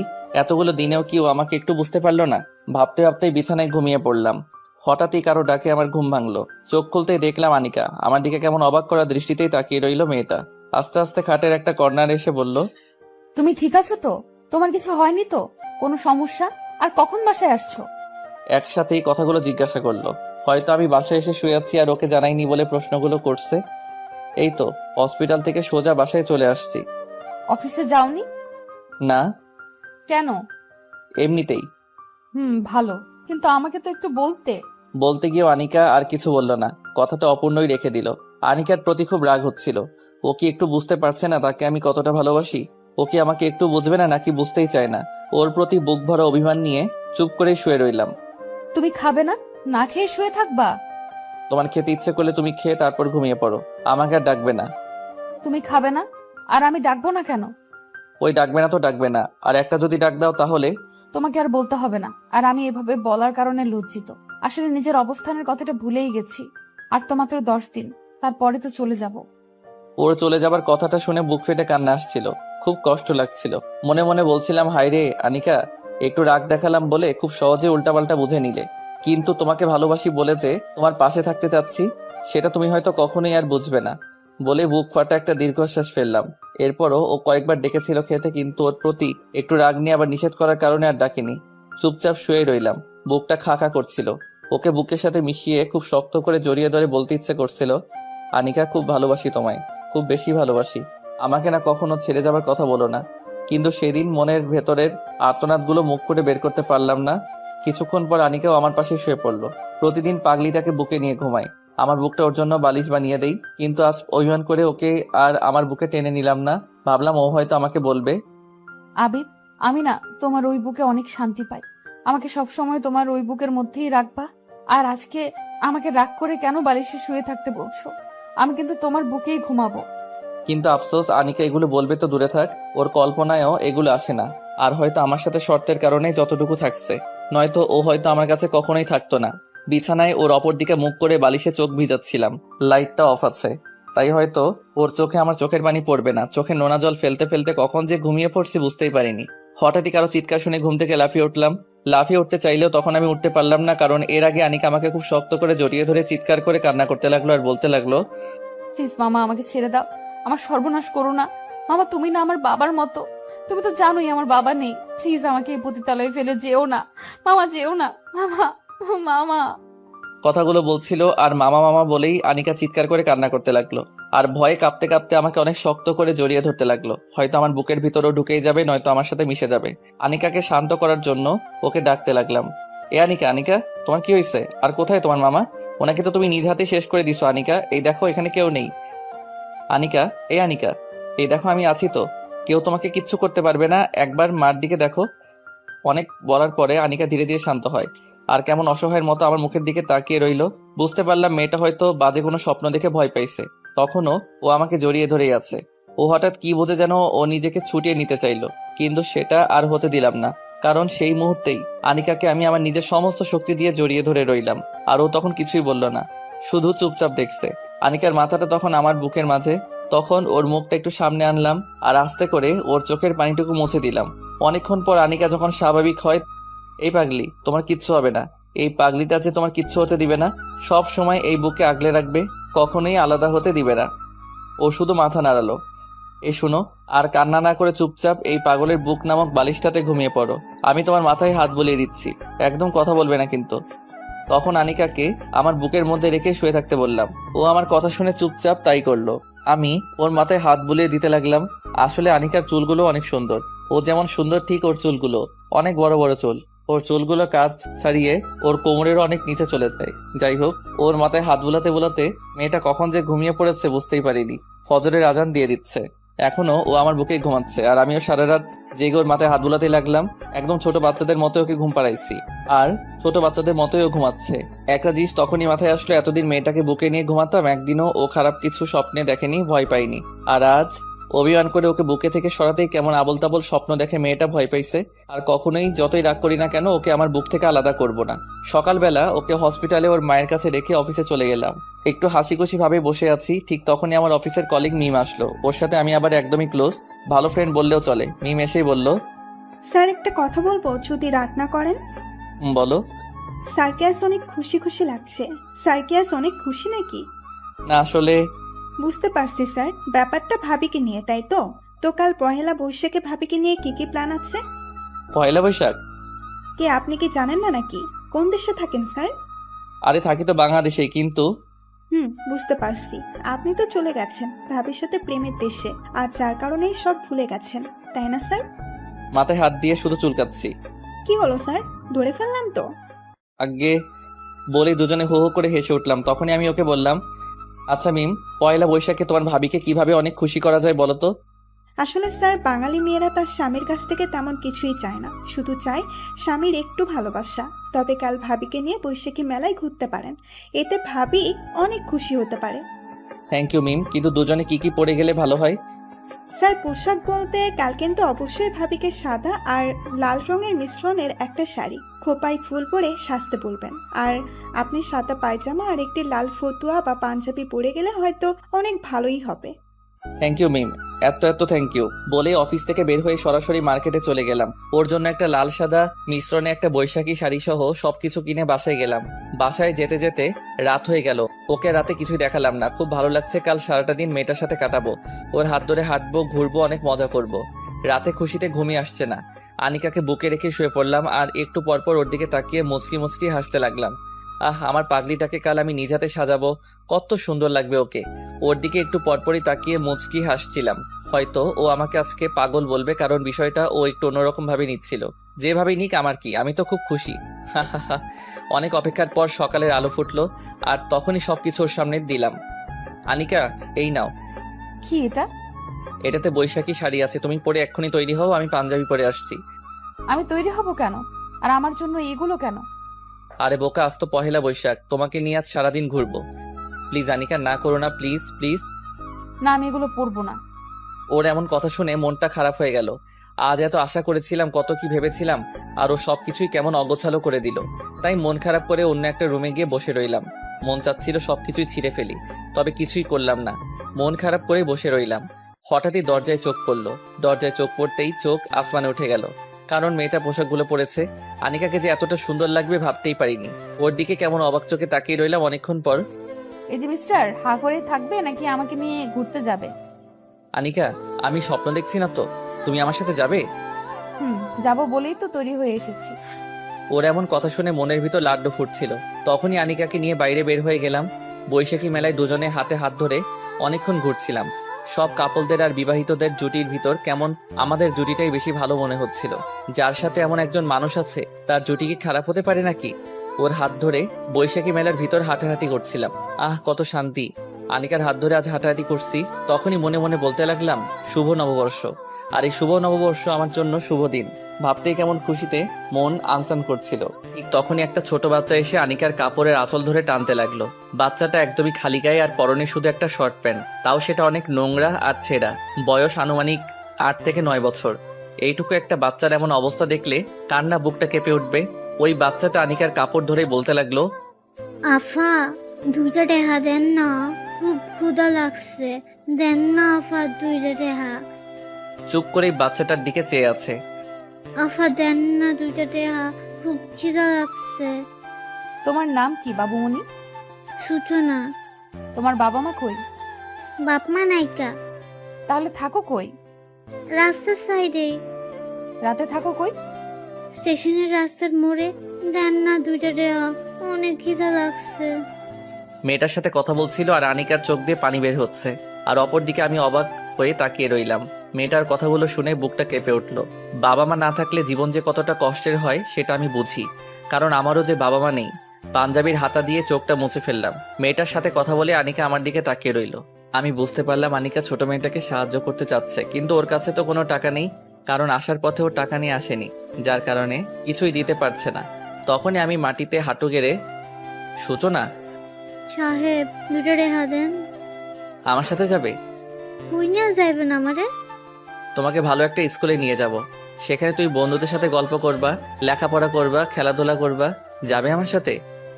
ও জামু, কিন্তু খাইতে দিবেন তো? আর কি কি কাম করতে হইব? আমি কিন্তু বেশি কাম পারি না। মেয়েটার কথাটা শুনে একদমই অবাক হয়ে গেলাম। এইটুকু একটা মেয়ে কি বলে এসব? তোমার কাজ করতে হবে না, চলো আমার সাথে। আর তোমার আরো বন্ধু আছে, ও আছে। তাদের কাছে আমাকে নিয়ে যাও। ও আইন আমার লগে। তারপরই মেয়েটাকে ওই অবস্থাতেই ওর গালে একটা চুমু দিয়ে কোলে তুলে নিলাম আর মেয়েটাকে কোলে নিয়ে তাদের পাড়াতে চলে গেলাম। আনিকাও আমার সাথে। আনিকা শুধু অবাক দৃষ্টিতে আমাকে দেখছিল। যাই হোক, মেয়েটাকে নিয়ে একটা চিপাকড়িতে ঢুকতে দেখলাম আরো অনেকগুলো শিশু।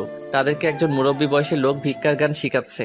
দেখে রাগ উঠে গেল। আর তখনই, এই বুড়ো, এইগুলো কি শিখাচ্ছ? এগুলো আপনার সমস্যা কি? যা খুশি তাই শিখামো। আমার অনেক সমস্যা, বাচ্চাদের দিয়ে এগুলো করানো ঠিক না। কোনটা ঠিক আর কোনটা বেঠিক আপনার কাছ থেকে শিখতে হবে নাকি? ওদের খাওয়ান তো আর আপনি দেন না। আজ থেকে ওদের খাবার আমি দিব। তাহলে আর দেরি করছেন কেন? এই হতচ্ছাড়াগুলোকে এখনই নিয়ে যান। নিয়ে যাবই, কিন্তু ওদের বাবা মা কই? হুস, বাবা মা এগুলো সব পতিদেদের পোলামাইয়া। ওদের নষ্টামির ডাস্টবিনের ফসল। আচ্ছা, আমাকে ওদেরকে নিয়ে যেতে দিন। বললেই তো হবে না, এতদিন ধরে এগুলারে বড় করছি। এই টাকাকেই দিব, টাকা দিলে নিতে পারবেন, নয়তো আমি এগুলা শিখাইবই। কথাগুলো শোনার পর আনিকাও কেমন চুপসে গেল। ওদের জন্য মেয়েটার কত মায়া। ঠিক তখনই বললাম, কত টাকা লাগবে? 5 লক্ষ টাকা দিলেই ওদের সবাইকে যেতে দেব। তারপরে আনিকাকে কিছুক্ষণের জন্য থাকতে বলে ওখান থেকে চলে আসলাম। আর প্রায় 30 মিনিট পরে ওখানে টাকা নিয়ে ওখানে গেলাম আর ওদেরকে নিয়ে আসলাম। তারপর সবাইকে একটা এতিমখানায় নিয়ে যেতেই কয়েক শত ছোট শিশু আমার দিকে দৌড়ে আসলো। সবাই আমাকে আব্বু আব্বু বলে ডাকতে লাগলো। আনিকা তখন আমার দিকে অবাক করা দৃষ্টিতেই তাকিয়ে আছে। ঠিক তখনই ওখানকার হুজুর এসে বলল, স্যার, আল্লাহ আপনার কল্যাণ করুক। আজকে নতুন কাউকে নিয়ে এসেছেন। হ্যাঁ চাচা, আজকে এই শিশুগুলোকে নিয়ে এসেছি, এদের দায়িত্ব কিন্তু তোমার। আপনি সাথে থাকলে আমিও রাজি। চাচা, ওদেরকে নতুন পোশাক পরাও আর ভালোভাবে গোসল করিয়ে দিও। আমরা আজ সারাদিন একসাথে অনেক মজা করব। আনিকা, তুমি আমার সাথে থাকবে তো? বলতে না বলতেই মেয়েটার চোখ দিয়ে অজর ধারায় বৃষ্টি ঝরতে শুরু করলো। আর ওর মুখ দিয়ে ও এমনভাবে হাসতে লাগলো যেন ও অনেক অনেক খুশি। কি হল, আনিকা থাকবে তো? হ্যাঁ আবিদ, আমি থাকবো। আর আমি সবার সাথে আজ অনেক মজা করব। ঠিক তখনই সব বাচ্চাদের ডাক দিয়ে বললাম, বাবুরা, এটা তোমাদের নতুন আম্মু, ওকে সবাই আম্মু বলেই ডাকবা। বলতে না বলতেই সব শিশুরা দৌড়ে আনিকার কোলের দিকে দৌড়ে গেল আর আনিকা ওদের জন্য মাটিতে বসে দুহাত বাড়িয়ে দিল। বাচ্চাগুলোকে একদম নিজের সাথে জড়িয়ে ধরে অনেকক্ষণ কাটিয়ে দিল। এই প্রথম আনিকাকে এত খুশি দেখে নিজের মনে এতটাই খুশি লাগছিল যেটা আগে কখনোই আমার লাগেনি। মেয়েটাও বাচ্চাদের সাথে একদম বাচ্চা হয়ে মিশে গেল। বিকেলবেলা ওখানে ভালো খাবারের আয়োজন করা হলো আর সব বাচ্চাদের নতুন পোশাক কিনে দিলাম। আনিকা নিজ হাতে সবাইকে খাইয়ে দিচ্ছে। কত ভালো লাগছে। ঠিক তখনই বাচ্চাদের খাওয়ানোর সময় ওর সামনে বসে পড়লাম আর হা করে বললাম, ওদেরকে খাইয়ে দিবে আর আমাকে কি দিবে না? আনিকা তখনই একদম হয়ে গেল। কি গো, দিবে না খাইয়ে? আমারও তো খুব খিদে পাইছে। তোমাকে তো। এই দেখো, এমন করছো কেন গো? দাও না গো, একটু খাইয়ে, খুব খিদা লাগছে তো। বলেই হা করে রইলাম। তারপরে আনিকা আমার মুখের দিকে হাতে খাবার নিয়ে হাত বাড়িয়ে দিল। আমি খেতে যাব, ঠিক তখনই খাবারটা নিচে পড়ে গেল। তখন ওর দিকে তাকাতে দেখলাম অন্যদিকে তাকিয়ে আমাকে খেতে দিচ্ছিল। খুবই খারাপ লাগছিল। একটু খেতে চাইলাম, তাও সেটা নিজ ইচ্ছাতে দিল না। হয়তো আমার জোর করার কারণেই অনিচ্ছা দিতে চেয়েছিল। চুপ করে উঠে গেলাম। আমাকে উঠে যেতে দেখেই আনিকা কেমন জানি হয়ে গেল। আমি ওখান থেকে অন্য একটা কর্নারে গিয়ে দাঁড়িয়ে রইলাম আর ভাবতে লাগলাম, ও কি আমাকে কখনোই বুঝবে না? ঠিক তখনই কেউ আমার হাতে ধরে টান দিল। তাকাতে দেখলাম আনিকাকে দেখে খুব অবাক হয়ে গিয়েছিলাম, কারণ এই প্রথম আনিকা নিজে আমার হাত ধরেছে। আমি অবাক চোখে ওর দিকে তাকিয়ে রইলাম। ঠিক তখনই ও বলল, কি হলো, চলে আসলে কেন? খাবে না? না। সরি, আসলে কখনো কোনো ছেলেকে এইভাবে খাইয়ে দেয়নি তো, তাই নিজের কাছে অনেক সংকোচ বোধ হচ্ছিল। আপনাকে সরি বলতে হবে না, আসলে বুঝতেই পারিনি। সবকিছু সবার কপালে সয় না, আর খারাপ মানুষদের কপালে তো আরো সয় না। ভেবে নিব আমার কপালেও তাই। আনিকাকে হঠাৎই আপনি করে বললাম। সরি, চলো খেতে যাবে। না, যাব না। আর আপনি বাচ্চাগুলোকে নিয়ে খেতে যান, ওরা খাবে এখন। তুমি খাবে না? শুধু বাচ্চাদের কথাই কি ভাববে? আমি না খেলেও সমস্যা নেই, কিন্তু ওরা না খেয়ে থাকলে অনেক সমস্যা। বাচ্চাগুলোকে অনেক ভালোবাসো বুঝি। নিজের থেকেও বেশি। যেদিন আমার জীবন থেকে ইভা নামক মেয়েটা হারিয়ে গেল, সেদিন থেকে ওরা আমার সবকিছু। এই ইভা আবার কে? বাদ দিন, সময় হলেই বলবো, এখন ওদেরকে খেতে দিন। সাথে যে তোমাকেও যেতে হবে। ঠিক তখনই বাচ্চাগুলো আমাকে জড়িয়ে ধরছে আর বলছে, চলো না আব্বু, তুমি আমাদের সাথে খাবে, চলো না। তখন সবার কথাই খেতে গেলাম। তারপরে আনিকা আমার সাথে খুব ভালোভাবে কথা বলতে লাগলো, নিজ হাতে খাইয়ে দিল। খুব খুব বেশি ভালো লাগছিল। সারাদিনে অনেক মজার আনন্দের মাঝে বৈশাখ পালন করে দুজনে বাসায় চলে আসলাম। রাতে একা একা ছাদে বসে তারাদের সাথে উকি মারছিলাম। ঠিক তখনই আনিকা এসে হাজির। আবির জানো, আজকে আমি খুব খুশি। আজকের মতো কোনোদিন এত খুশি আমি হইনি। সত্যি তুমি অনেক ভালো। আমি আবার কি করলাম? এই যে এতিম বাচ্চাদের এত ভালোবাসো আর তারাও তোমাকে কত ভালোবাসে। জানো আবির, তোমাকে আমি সেলুট জানাই। কেন? কারণ তোমার ওখানে অনেক ছেলে বাচ্চার পাশাপাশি অনেক মেয়ে বাচ্চাও আছে যাদের কোনো বাবা মা নেই। তো জানো, এই মেয়েগুলো একদিন সমাজের নির্মমতায় একদিন পতিতা হয়ে যাবে। মানে কি উল্টাপাল্টা বলছো এগুলো? আবির, যখন মেয়েগুলো আস্তে আস্তে এইভাবে রাস্তায় বড় হবে তখন তারা হয়ে যাবে রাস্তার মেয়ে। তাদেরকে কেউ বিয়ে করবে না। অভাবের তাড়নায়, খিদের জ্বালায় তারা একদিন এই পতিতা পেশাই বেছে নিবে, আর সমাজে তখন আরো পতিতা বেড়ে যাবে। কথাটা বলেই মেয়েটা কান্না করে দিল। বুঝতেই পারলাম না হঠাৎ আনিকা এগুলো কেন বলছে আর কেনই বা এমন কান্না করে দিল। ঠিক কিছুক্ষণ পরই মাথায় আসতে লাগলো ও তো মিথ্যা বলেনি। মেয়েগুলো যখন একটু বড় হয়ে যেত, রাস্তায় থাকার কারণে মানুষরূপী অনেক শেয়াল কুকুরের থাবার নিচে নিজেদের বলি দিতে হতো, আর একটা সময় ঠিকই খারাপ পথে বেছে নিত। কথাগুলো যদিও আগে কখনই ভাবিনি, কিন্তু আনিকার এমন আচরণ দেখেই মনের ভিতর ভাবনার সঞ্চার হতে লাগলো। আবির, তুমি না ওদেরকে কখনো খারাপ হতে দিও না। খারাপ পথটা অনেক কষ্টের। একবার খারাপ হয়ে গেলে নিজেকে আর ভালো করা যায় না। এই তুমি এগুলো কি বলছো? সত্যি বলছি। পতিতা শব্দটাতে মাত্র 3টা অক্ষর, কিন্তু এর ভয়াবহতা যে কতটা খারাপ সেটা আমার মতো পতিতারাই জানে। ওই কি বললি তুই? তোকে বলছি না কখনোই নিজেকে পতিতা বলবি না, সবকিছু ভুলে যেতে, ভুলে গিয়ে সুন্দরভাবে জীবনযাপন করতে। আর একবার যদি নিজেকে পতিতা বলিস তাহলে রেগে ওকে মারতেই চোখ দিয়ে পানি বের হতে লাগলো। মেরে ফেলবে, তাই তো? এই তুই এগুলো কি বলছিস? তোকে আমি মেরে ফেলবো? না রে, তোকে কখনোই মারবো না রে। নিজে মরে গেলেও তোকে মরতে দিব না বলেই কান্না করতে লাগলাম। আর তখনই নিজের সমস্ত শক্তি দিয়ে আনিকাকে জড়িয়ে ধরলাম। আমিও কাঁদছি, আনিকাও কাঁদছে, আর সেই কাদার মাঝখান থেকে আমার মুখ দিয়ে একটা কথাও বের হচ্ছিল, ভালোবাসি রে তোকে, খুব ভালোবাসি। কেন বুঝিস না তুই? তোকে যে অনেক বেশি ভালোবাসি, সব সময় এই বুকে আগলে রাখবো তোকে, খুব ভালোবাসি, খুব বেশি ভালোবাসি। আনিকাকে জড়িয়ে ধরেই আকাশের দিকে তাকিয়ে চোখের নোনা জল ফেলছিলাম আর কথাগুলো বলছিলাম। ঠিক তখনই আনিকা বলে উঠল, তুমি আমাকে যতই ভালোবাসো না কেন, আমি তোমাকে ভালোবাসতে পারবো না। তোমার জীবনে আমি নিজেকে চিরদিনের জন্য জড়াতে পারবো না। কথাটা বলে আনিকা নিজেকে ছাড়িয়ে নিল। তখন ঝাপসা চোখে ওর দিকে তাকালাম। খুব বেশি অবাক হয়ে গেলাম ওর কথা শুনে, কিন্তু কিছুই বলতে পারছি না। আনিকাও আমার দিকে কেমন করে তাকিয়ে আছে। চাঁদের আলোতে শুধু ওর চোখ দুটি চকচক করছে। আনিকাকে ঠিক তখনই বললাম, কেন আনিকা, আমি কি তোমার যোগ্য না? নাকি আমি খারাপ বলে সেই যোগ্যতা হারিয়ে ফেলছি? বিশ্বাস করো আনিকা, আমি একদম ভালো হয়ে যাব, কখনোই অন্যায় কাজ করব না। দেখো আবির, তুমি অনেক ভালো ছেলে, সেটা আমি জানি, কিন্তু আমি তোমাকে আমার জীবনে মেনে নিতে পারবো না। ঠিক তখনই বুকটা কষ্টে ফেটে যাচ্ছিল। কেন আনিকা এই কথা বলছে? আমি কি তার যোগ্য না, নাকি অন্য কোনো কারণ আছে? আচ্ছা আনিকা, আমাকে কি তোমার মেনে নিতে কোনো কারণ আছে, নাকি তোমার লাইফে কেউ আছে? আছে। কথাটা শুনে বুকটা ফেটে গেল। বুকের গহীনে ঝড় শুরু হয়ে গেল। ভাবতেই অবাক লাগে এই পৃথিবীতে আমি কত অসহায়। আনিকা ঠিক আছে, তাহলে আমি আর তোমাকে এই বিষয় নিয়ে কখনোই আর জোর করব না। আসলে আমি বুঝতেই পারিনি আমার কপালটা এত পোড়া। দেখোই না, একটা মেয়েকে ভালোবেসে যখন সব মেয়েকে ঘৃণা করতাম, ঠিক তখনই আবার তোমাকে ভালোবেসে ফেলি। কিন্তু বুঝতেই পারিনি আমার ভালোবাসা সার্থক না। জানো আনিকা, ছোটবেলায় খুব দুষ্ট ছিলাম আমি। বাবা মা থাকতে তাদের কাছে যা চাইতাম তারা যেভাবেই হোক সেটাই আমাকে এনে দিত, আর না দেয়া পর্যন্ত অনেক জেদ ধরতাম।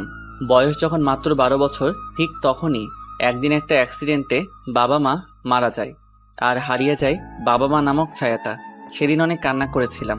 এরপর থেকে কেউ কখনোই আমার চাওয়া কোনো জিনিস আমাকে এনে দেয়নি। এরপর আমার চাচাও আমার সকল সম্পত্তি আত্মসাৎ করে ফেলে, রাস্তায় বের করে দিল আমাকে। হয়ে গেলাম রাস্তার ছেলে। আস্তে আস্তে বড় হতে লাগলাম। কাজ করে পড়াশোনা করতাম, সারা রাত কাজ করে দিনে স্কুলে যেতাম। আস্তে আস্তে যখন ভার্সিটি লাইফে চলে গেলাম, তখন ইভা নামের একটা মেয়েকে অনেক পছন্দ হয়, আর মেয়েটা অনেক বেশি সুন্দর ছিল। আস্তে আস্তে ফ্রেন্ডশিপ, আর তারপর রিলেশন। হঠাৎই একদিন দেখলাম ও আরেকটা ছেলের সাথে ঘুরছে, আর আমি জিজ্ঞেস করার কারণে ও বলেছিল আমার মতো গরিব অযোগ্য ছেলের সাথে নাকি ওর মানায় না, টাকাই ওর কাছে সব। সেদিন ও আমাকে অনেক অপমান করে, নিজে অনেক সুন্দর বলে অনেক অহংকার করেছিল। সেদিন নিজেকে কোনোভাবেই ঠিক রাখতে পারিনি। টাকা কিভাবে আয় করতে পারি সেটাই ভাবা শুরু করলাম।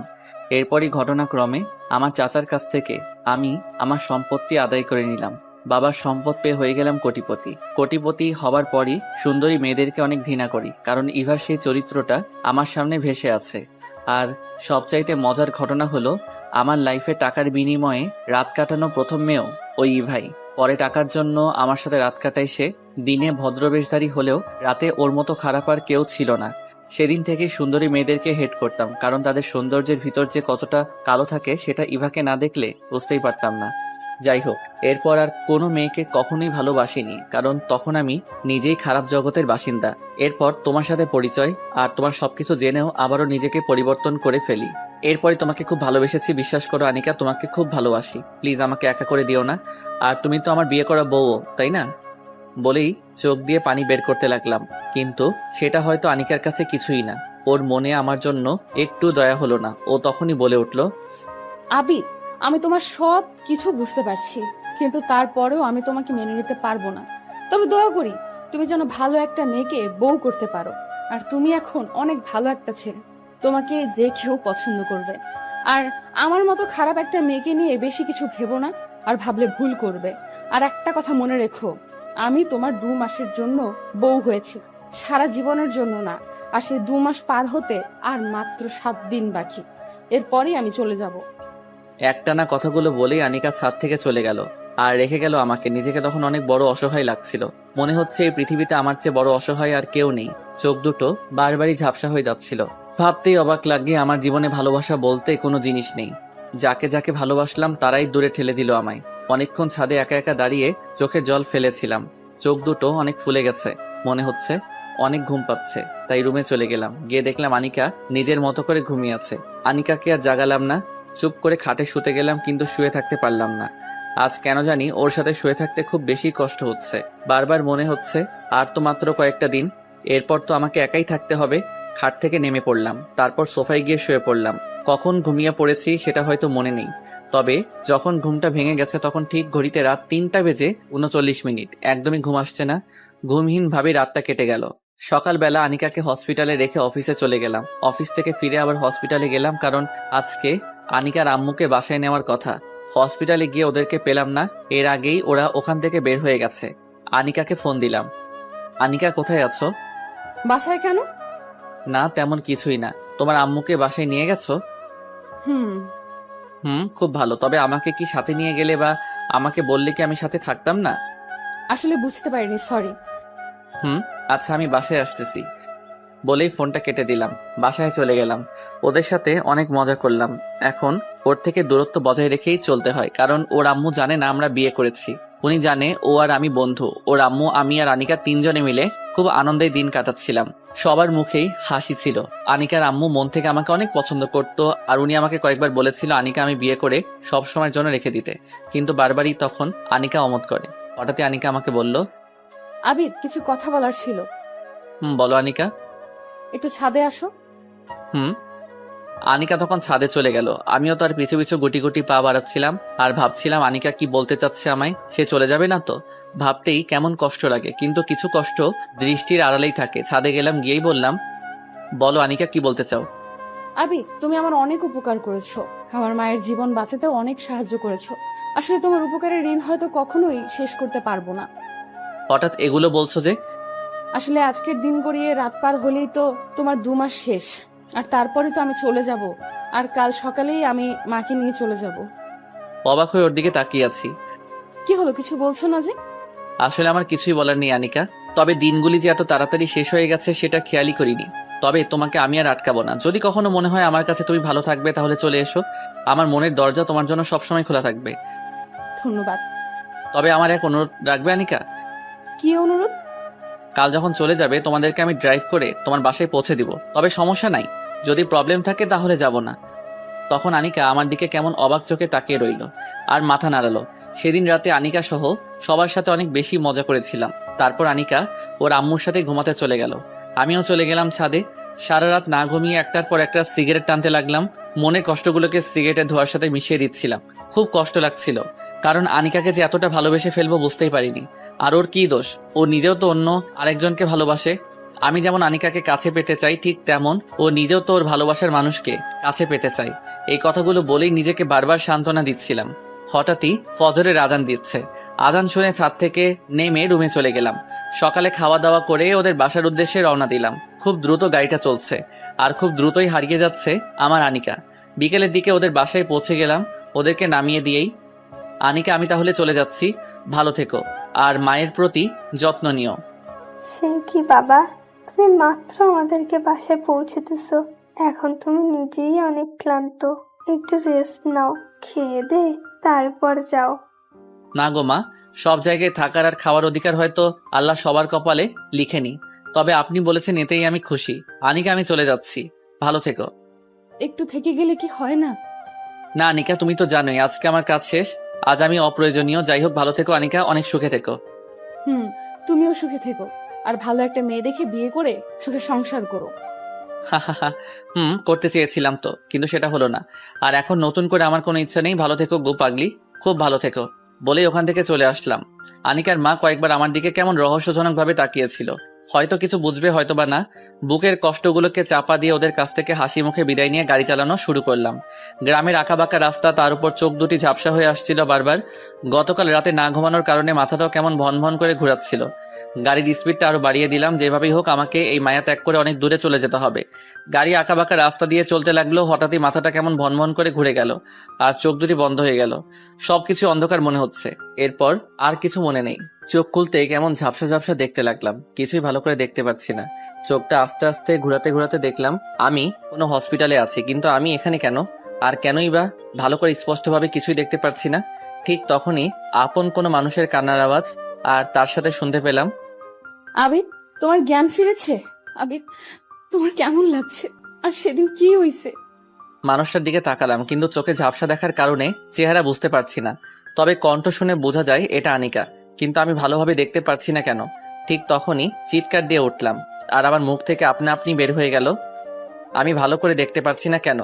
সবকিছু এমন ঝাপসা লাগছে কেন? কি বলছো আবিদ? তুমি ভালো করে দেখতে পারছো না? না, আমি কাউকে ভালোভাবে দেখতে পারছি না। আমার চোখের কি হলো? না, তোমার কিছুই হতে পারে না। Doctor, doctor. ঠিক তখনই ডাক্তার এসে হাজির। কি হয়েছে? আর রোগীর জ্ঞান কখন ফিরেছে? একটু আগেই ফিরছে। ডাক্তার, আবিদ ভালো করে কিছু দেখতে পারছে না কেন? ওর চোখের কি হয়েছে? আসলে, আচ্ছা, আপনি আমার সাথে আমার চেম্বারে আসুন। ডাক্তার সাহেব, সমস্যা নাই, আপনি এখানেই বলুন, আমিও শুনতে চাই।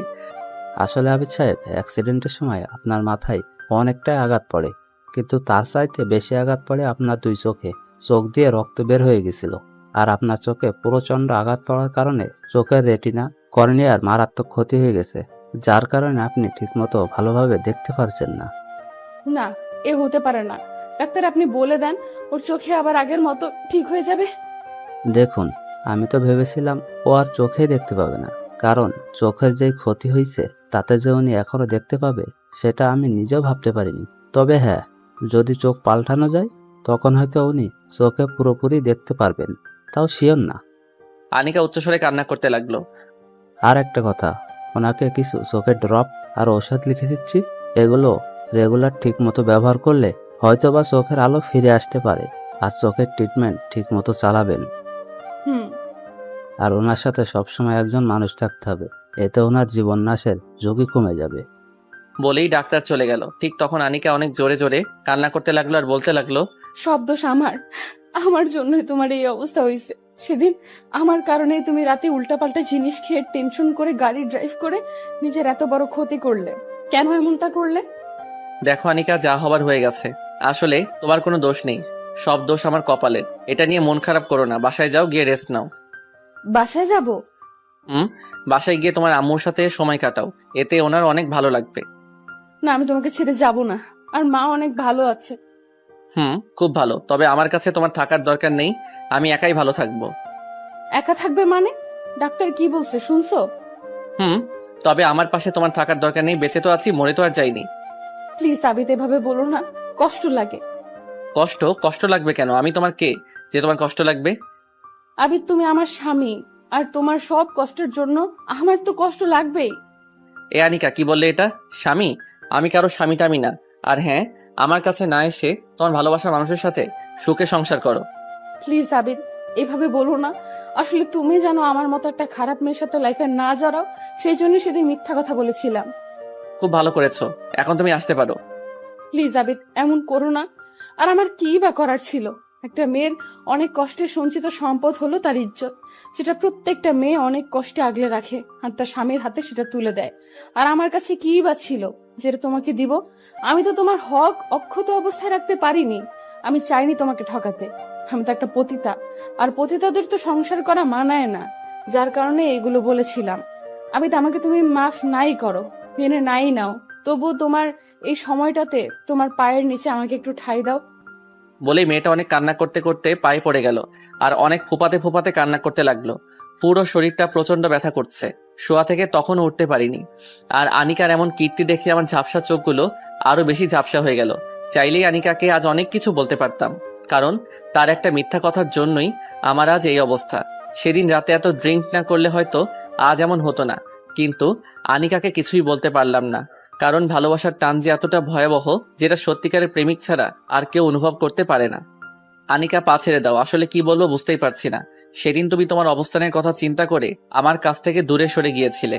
আজ যদি আমি আমার এই করুণ অবস্থার কথা চিন্তা করে তোমাকে আমার জীবনে আর নাই জড়াই। কথাটা বলতে আনিকা চিৎকার দিয়ে কেঁদে উঠল। প্লিজ আবিদ, এমনটা করো না। দরকার পড়লে তোমার যত প্রকার শাস্তি আছে সব আমাকে দাও, তারপরও এমন করো না। আর তুমি হয়তো জানো না, তোমার বুকে মাথা না রাখলে এখন আর ঘুমই আসে না। খুব কষ্ট হয়, বুক সেটে কান্না আসে, অসহ্য মরণ যন্ত্রণা লাগে। এগুলোর একটাই কারণ, আমিও যে তোমায় ভালোবাসি, কিন্তু নিজে একটা পতিতা বলে সেগুলো প্রকাশ করতে কখনোই সাহস পাইনি। প্লিজ আমাকে ফিরিয়ে দিও না। আমাকে না হয় তোমার ওই দিনগুলোতে তোমার পাশে থাকার সুযোগ দাও। তুমি সুস্থ হলে না হয় আমাকে তাড়িয়ে দিও। প্লিজ আমাকে এখন তোমার পাশে থাকতে দাও। বলেই আনিকা গলাকাটা মুরগির মতো ছটফট করতে লাগলো, আর কান্নার পরিমাণ আরো বাড়িয়ে দিল। কি করব বুঝতে পারছি না। আমার এই অবস্থা দেখে যেই মেয়ে আমার পাশে থাকতে যাচ্ছে, সেই মেয়ে নিঃসন্দেহে আমাকে ভালোবাসে। আচ্ছা আনিকা, আমার শরীর ভালো হলে তুমি চলে যাবে তো? একটু নীরবতা পালন করে বলে উঠল। তুমি যদি চাও তুমি সুস্থ হলে আমি চলে যাই, তাহলে তাই হবে। একেবারে থাপ্পড় দিয়ে দাঁত ফেলে দিব। তাহলে আসারই দরকার নেই। যদি সারা জীবনের জন্য আমার কাছে আসতে পারো তাহলে এসো, আর যদি না পারো ক্ষণিক সময়ের জন্য আসার দরকার নেই। আমি রাজি, কখনোই তোমাকে ছেড়ে যাব না। জীবন থাকতে তোমাকে একা করব না। আর আমাকে অনেক ভালোবাসতে হবে কিন্তু। নিজের চাইতেও বেশি ভালোবাসবো তোমায়। হুম একটা কথা বলবো? হুম তোমার শরীরে খুব ব্যথা করছে, তাই না? হুম যদি অনুমতি দাও তাহলে তার অর্ধেক ভাগ আমি নিব।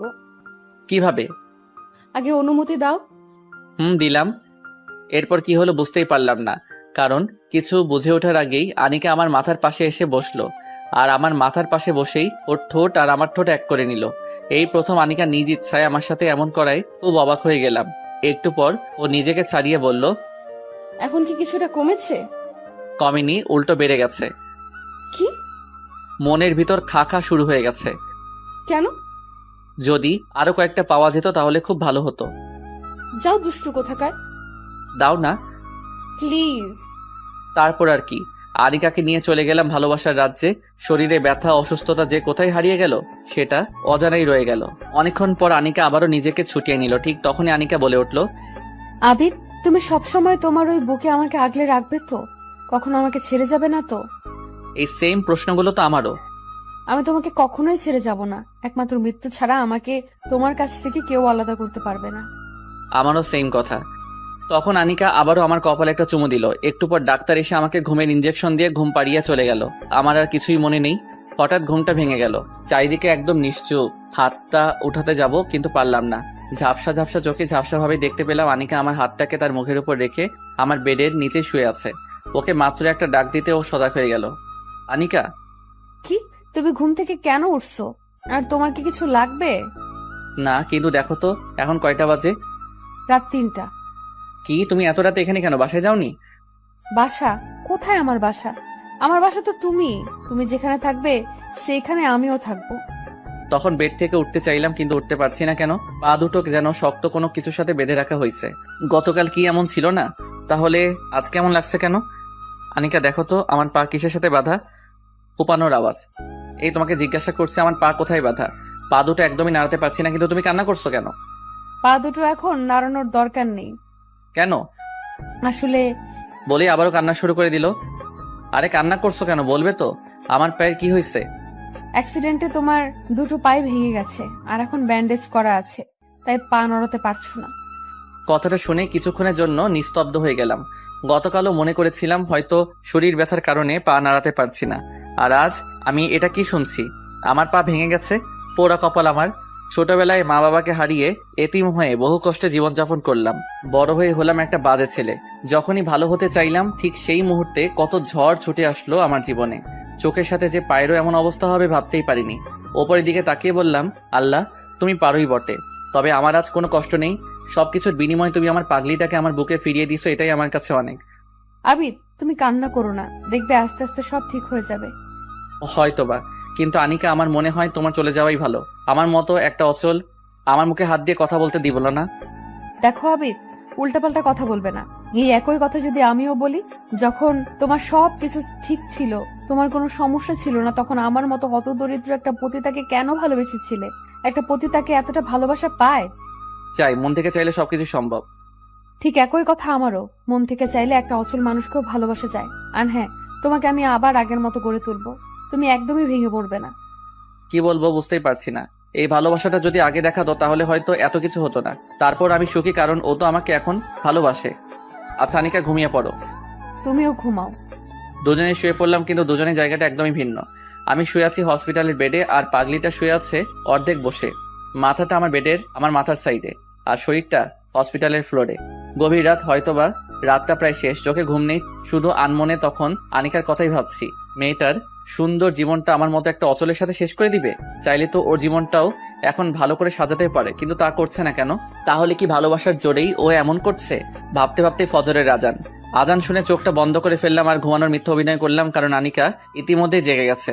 ও উঠেই বাইরের দিকে গেল, আর একটু পর আবারও ফিরে এলো। দরজাটা অফ করে ও বেডের এক সাইডে চলে গেল। চোখে ঝাপসা থাকার কারণে তেমন স্পষ্টভাবে দেখতে পাচ্ছি না, তবে যতটা বুঝতে পারছি ও হয়তোবা নামাজ পড়ছে। কিছুক্ষণ পরে আমার ধারণাটা ঠিক হলো, কারণ ও কান্না করছিল আর আমার জন্য আল্লাহর কাছে দোয়া করছিল। বারবারই বলছিল, আল্লাহ, তুমি আবিদকে ভালো করে দাও, সুস্থ করে দাও। দরকার পড়লে আমার জীবন নিয়ে নাও, তবু ওকে ভালো করে দিও, সুস্থ করে দাও। আনিকার কান্নাটা কেন জানি সহ্য করতে পারছি না। নিজের ঝাপসা চোখ দুখানা আরো ঝাপসা হয়ে গেল। একদম নিস্তব্ধ হয়ে আজ যাচ্ছি ওর এমন কীর্তি দেখে। হঠাৎই ওর নামাজ শেষ করে হয়তো আমার দিকে তাকিয়েছে, আর আমাকে কান্না করতে দেখেও আমার কাছে আসলো আর বলতে লাগলো, কান্না করছো কেন? খুব বেশি কষ্ট হচ্ছে তোমার? অনেক খারাপ লাগছে তোমার, তাই না? দেখবে আল্লাহ ঠিক তোমাকে ভালো করে দিবে। হুম একদম কান্না করবে না। আমি তো তোমার পাশেই আছি, তাই না? হুম তুমি কান্না করলে যে আমার খুব কষ্ট হয় আবিদ, অনেক কষ্ট লাগে। নিজেকে অনেক বড় অপরাধী মনে হয়। প্লিজ কান্না করো না। কিছুই আর বললাম না। একটা দীর্ঘশ্বাস ফেলে চোখ দুটো বন্ধ করে রাখলাম। এইভাবেই হসপিটালে কেটে গেল প্রায় একটা মাস। এই একটা মাসে আনিকার সেবা আর ট্রিটমেন্ট সব মিলিয়ে আমার অবস্থা খুবই ভালো। তবে চোখে এখনো ঝাপসা দেখি। চোখে ঝাপসা দেখলেও সবকিছু বুঝতে পারি। আর পায়ের অবস্থা অনেক ভালো। হয়তো সামনের সপ্তাহে আমাকে বাসায় নেবার কথা বলেছে ডাক্তার। দেখতে দেখতে একটা সপ্তাহ কেটে গেল। এতগুলি দিন কেটে গেল বুঝতেই পারিনি, আর বুঝবই বা কিভাবে? যার পাশে এমন একজন আছে সে কষ্টে থাকলেও তো অনেক সুখী। সত্যি বলতে এতগুলো দিন আনিকা আমাকে ছাড়া একটা মুহূর্ত আমার কাছ থেকে দূরে যায়নি। ওর আম্মু সহ দুজনেই একের পর এক আমার সাথে সময় দিয়েছে, সেবা করেছে। আর আনিকার কথা কি বলবো, সকাল থেকে শুরু করে আর রাত শেষ হওয়া অবধি মেয়েটা আমার পাশেই থাকতো, অনেক উৎসাহ দিত। বারবারই বলতো, আবিদ তুমি আবারও ঠিক হয়ে যাবে, তোমার কিছুই হবে না, আজ আমাকে বাসায় নিয়ে যাবে। এখনো পা ঠিক হয়নি, তবে বাসায় নেওয়া যাবে আমাকে। তাই আনিকাকে বললাম এই 4 দেয়াল ছেড়ে যেন আমাকে বাসায় নিয়ে যেতে, আর তাই আমাকে বাসায় নিয়ে যাচ্ছে। পায়ে এখনো ব্যান্ডেজ, এমন অবস্থায় বেডে করে গাড়িতে করে আমাকে বাসায় নিয়ে যাচ্ছে। অবশেষে আবারও আমাকে বাসায় নেওয়া হলো, আর আনিকার আম্মুও আমাদের সাথেই থাকবে। ও ভালো কথা, আপনাদের তো বলাই হয়নি, আনিকার আম্মুকে আমাদের বিয়ের কথা বলে দিয়েছি, আর উনি তখন আমাদের মেনে নেয়। যাই হোক, আমাকে বেডে করেই আমার রুমে নেওয়া হলো। রুমে নেওয়ার পরই সবাই চলে গেল, আর আনিকার আম্মু তখন ফ্রেশ হতে ওয়াশরুমে চলে যায়। কিন্তু আনিকা তখনও আমার পাশে দাঁড়িয়ে আছে। আনিকা দাঁড়িয়ে আছে কেন? আমার পাশে বসো। হুম। আচ্ছা আনিকা, তোমার বিরক্ত লাগে না? বিরক্ত? কিন্তু কেন? এই যে এতটা দিন ধরে আমার মতো একটা অচলের পাশে সময় দিচ্ছ। এই একদম উল্টাপাল্টা কথা বলবে না, তাহলে কিন্তু। আচ্ছা আর বলবো না, একটু কাছে আসবে? হুম। আনিকা আমার কাছে আসতে ওর কপালে ভালোবাসার পরও সেঁকে দিলাম, আর তখন আনিকাও আমার কপালে একটা চুমু দিয়েই বলে উঠলো, এই পাগলটাকে বড্ড বেশি ভালোবাসি, অনেক বেশি ভালোবাসি, খুব ভালোবাসি। ভালোবাসা কি জিনিস হয়তো আনিকাকে আমার জীবনে না পেলে কখনোই বুঝতে পারতাম না। মানুষ পতিতাদের ঘৃণা করে, কিন্তু মানুষগুলো কেন পতিতা হয় আমাদের মতো কিছু মানুষদের জন্যই।